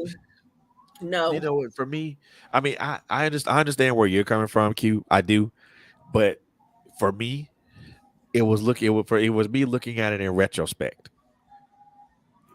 I had Don't to say look at it how you from want, I had but to look no. at it from that. I had to look at it from that point and then move forward behind, and then move forward towards it. You know, it because the reason I say the reason she was saying that, the reason she said she was trying to protect her from me because at the time I still wasn't necessarily stable. I don't care. You wanted to be in a child's life, stable or unstable, regardless. My father was an addict, a whole addict. Guess what? I wanted him in my life. You don't take the father away from the child. That's not okay. I'm sorry. No. I don't care. You know, I mean, That's my she said opinion. it. I mean, I get it. I mean, she said it. That's in my heart. That was in my heart. I knew it was sincere, and is at that point, you know, you forgive people and you move forward. Right. You can No, forgive, but no issue. now you done created a whole life of a child missing out on not only you but the other part of their family. That's not okay. That's true because I mean, she there, and I tell her, you know, she's and I'll say this too because there was a yeah, I'll say this too because I did get it. There was a lot of backlash behind this because of that. You know, I don't know if you've seen a picture of my daughter, but she's Filipino and she's black, and you know, there was a lot of backlash behind that. You know, from not from her, not from the standpoint of her, but the standpoint of for me, you know, because you know it was looked at as something like not taboo but like disrespectful for dating somebody outside your race and stuff like that. So it was a lot behind that. You know, me personally, I didn't care because at that point that was a person that I cared because she was the person that I cared about at the time. So I didn't care about that. I didn't give a damn about that. So But who did the backlash come from? the backlash came from other other black women because they thought they looked at it as being disrespectful. I'm sorry. That's a whole nother topic. So we're gonna go back to your book because Yeah, we are. Yeah, we are. We are. because I'm about I'm about to get Yeah, angry because if they're no, not paying my bills, if that's true. listen, they don't have They no say in that. I don't care what they got to say. exactly. Are you taking care of my baby? Nope. Okay, okay. So you're not a part of my French fry group or my pizza. Okay, so you need to get to stepping and mind your business. You got 6 months to think about your business and 6 months to leave mine alone. So guess what? French fries and pizza. That's it. That's it right French there. fries and pizza. So I mean, I don't. You know what? The thing of it is, I don't compare people like you do with like French fries and pizza. Mm-hmm. However, I do look at people as I look at people from from the two aspects of good for me, bad for me. Okay. And I look at that the way I look at them because you can with some people you can tell what their intentions are from the off the jump from the rip off rip. Mhm. Like, okay, Mhm. yeah, you bad business, so I'm gonna go over here to the left, and I ain't gonna bother with you because you might be really bad business for a brother, and I ain't trying to deal with that at this point. But you know, and I try to make sure I try to I won't say I try. I do the Thank you. best that I can to be discerning. You Okay. know, Mhm. spirit. You know, I'm still I ain't gonna lie. I'm still a baby in this spiritual discernment stuff. So that's something I'm trying to learn. That's something I'm willing to learn. Mhm. But as far as like the energy discernment, oh yeah, if you got bad juju, oh we not messing. I'm not messing with you. Right. If I sense bad juju, oh deuces. And that's the thing that's kind of sort of the culmination of the book of this book of poetry. It's like it started from it starts from me being a baby, you know, being birthed, being having the honor and the privilege, and being having the honor and the privilege of being birthed on this earth by two parents, Mhm. and then being able to you know move from one aspect of life to another, Mhm. and not in a scene, not always in every aspect that I moved from is not wasn't always in a seamless fashion, but to be able to pull all those things and culminate all those things together and to put this together in book form, it's I'll say this, it's an accomplishment for me because I don't think in the I would have never wrote I never would have never wrote this in a million years. I would have never put this out on paper or anything like that. But I felt that it was important and relevant at this time Mhm. because there are people that are like me that that have gone through that have gone through the things that I went through. Probably not in a similar fashion as I, but in a certain but in a fashion to where it could be not something that mirrors my own experience, but they went through something that's similar. Right. And I want to be able to put what I experienced out there for people to to grab and pull on that because if you for grabbing it when you grab and pull on stuff like that, especially when someone is being transparent about who they are and Mhm. what they've been through and what they've experienced. Right. When someone is like that, you want to grab and pull on it because those are experiences that can be related that are relatable. Mhm. And when people relate to certain things, they're able to gain a little bit more. They're able to gain some understanding about who they a little bit about who they are, and they're able to do that. They're able to go through that process of trying to be a better person by peeling back those layers and getting to the substance of who they are, which is you, Mhm. which is who you are. Like you said, like you and Coco said earlier, looking that person in the mirror, Mhm. looking at that hurt little boy and little girl in the mirror, looking at that wounded child in the mirror, and figuring out what do you have to do to protect this child, or what do you have to do to make sure that this child doesn't go through so much hurt and pain and anguish as they've already experienced. Right. So I mean, my thing is to be as transparent as I can. Like I mentioned it earlier, you know, Well, we once again, I'm definitely excited for what yes, you have done, got it out there. Y'all definitely support Fred. You can get his book on Amazon. I put yes, it in ma'am. the chat. It is now 10:15. Fred, show your book again and let them Yep. know how to get in contact with you. Hey y'all, this is Frederick BDO. I am the author of the new release Tapestry, the Interwoven Soul, currently available on Amazon as an ebook and also as a paperback. You guys can get in contact with me. If you want to get in contact with me personally, you can contact me on my personal email at authorflb@gmail.com. If you are looking to get a personalized copy, you can also contact me via Facebook, excuse me, at FLBD or Instagram at at Mr. _ Beatty. If you got if you're now if and I'm gonna do the shameless plug because I gotta do it.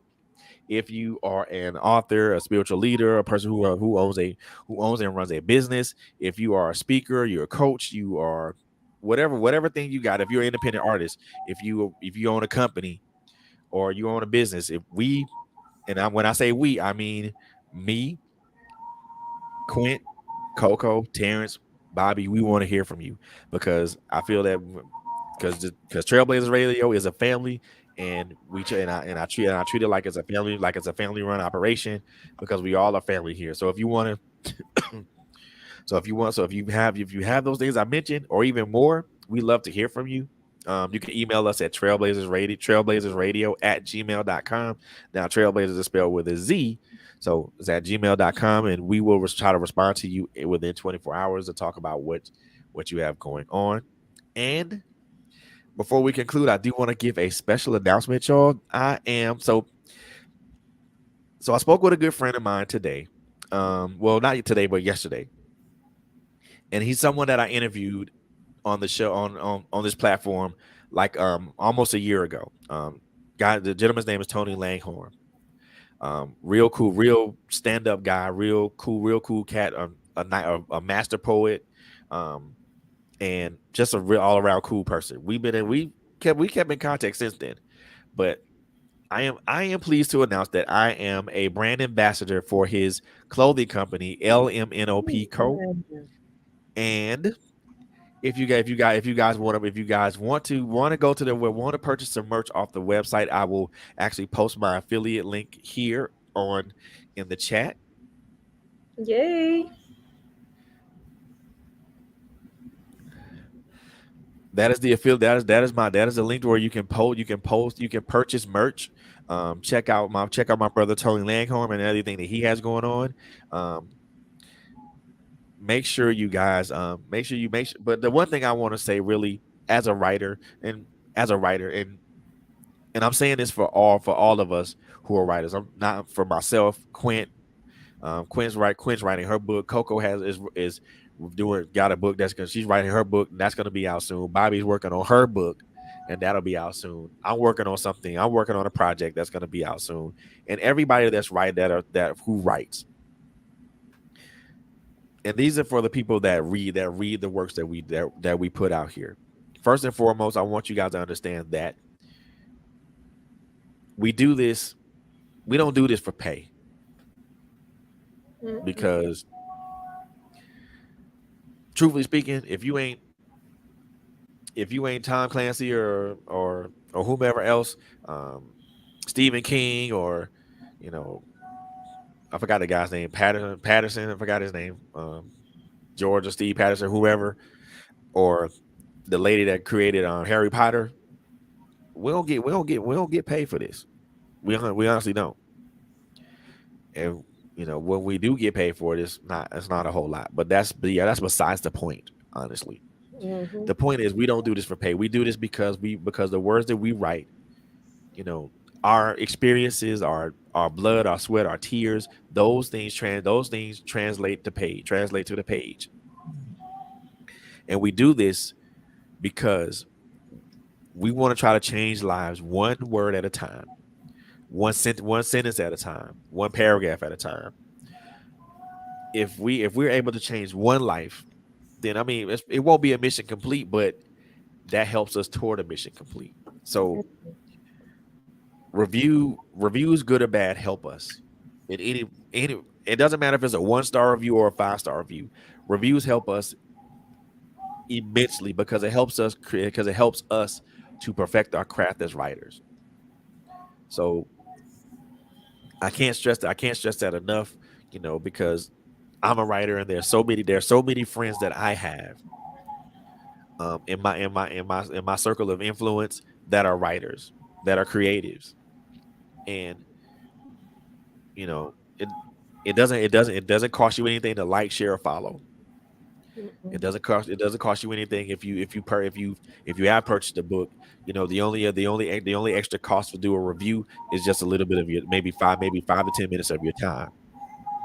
So I can't stress that enough, man. That's the one thing I really want to make sure that I put that message I want to put out there, because to put something together like this right here, to put together 74 pages of a book that has a lot of emotion behind it, that it takes a lot. So, if you guys feel led, if you guys do feel led, I mean, I would appreciate it if you do purchase the book. Again, it's called Tapestry, um, the Interwoven Soul, currently available on Amazon as an ebook and a paperback. Um, I am going to purchase some more copies so that way I have some physical copies available. So I'll let you guys know when those physical copies come. So that way, if you are in Georgia, or actually, I take that back. If you're anywhere, if you're part of our viewing or listening audience and you want a copy of the book, by all means email me at authorflb@gmail.com. I will put that in the chat right now. And if you guys want a personalized copy, most definitely let me know. Remember, now just to let you guys know, I don't do personalized. Just let you guys know there is, because it's a personalized copy, you know, you gotta pay for it. You're gonna have to pay full price. I don't do relative. I don't do homie or relative discounts. That don't work. That you can't do that because in the midst of me being an author, I also have to be sure. I maintain and work a business. So this helps in maintaining that. So with that being said, that's that's me in a nutshell. That's my book. That's my book in a nutshell. That's the story. That's pretty much the culmination of where this book came from, where it birthed from, and where where I want to see it go from this point forward. Because I am very, very confident. I'm I'm very, very, very, very confident that this will change lives. This will change somebody's life. This will change not only a young man's life, but a young woman's life. This is something because I know there's something in this book that's relatable to everybody. You know, I do want to, and last but not least, before Quint closes us out, I do want to thank everybody who tuned in tonight. I thank you for your prayer. I thank you guys for your presence and your patience with me. There's some more things to come. I can't really say what they are right now, but there are some more things to come. And oh yes, I forgot for those who are going to be for those in Florida. No setting, no brother discount, full price.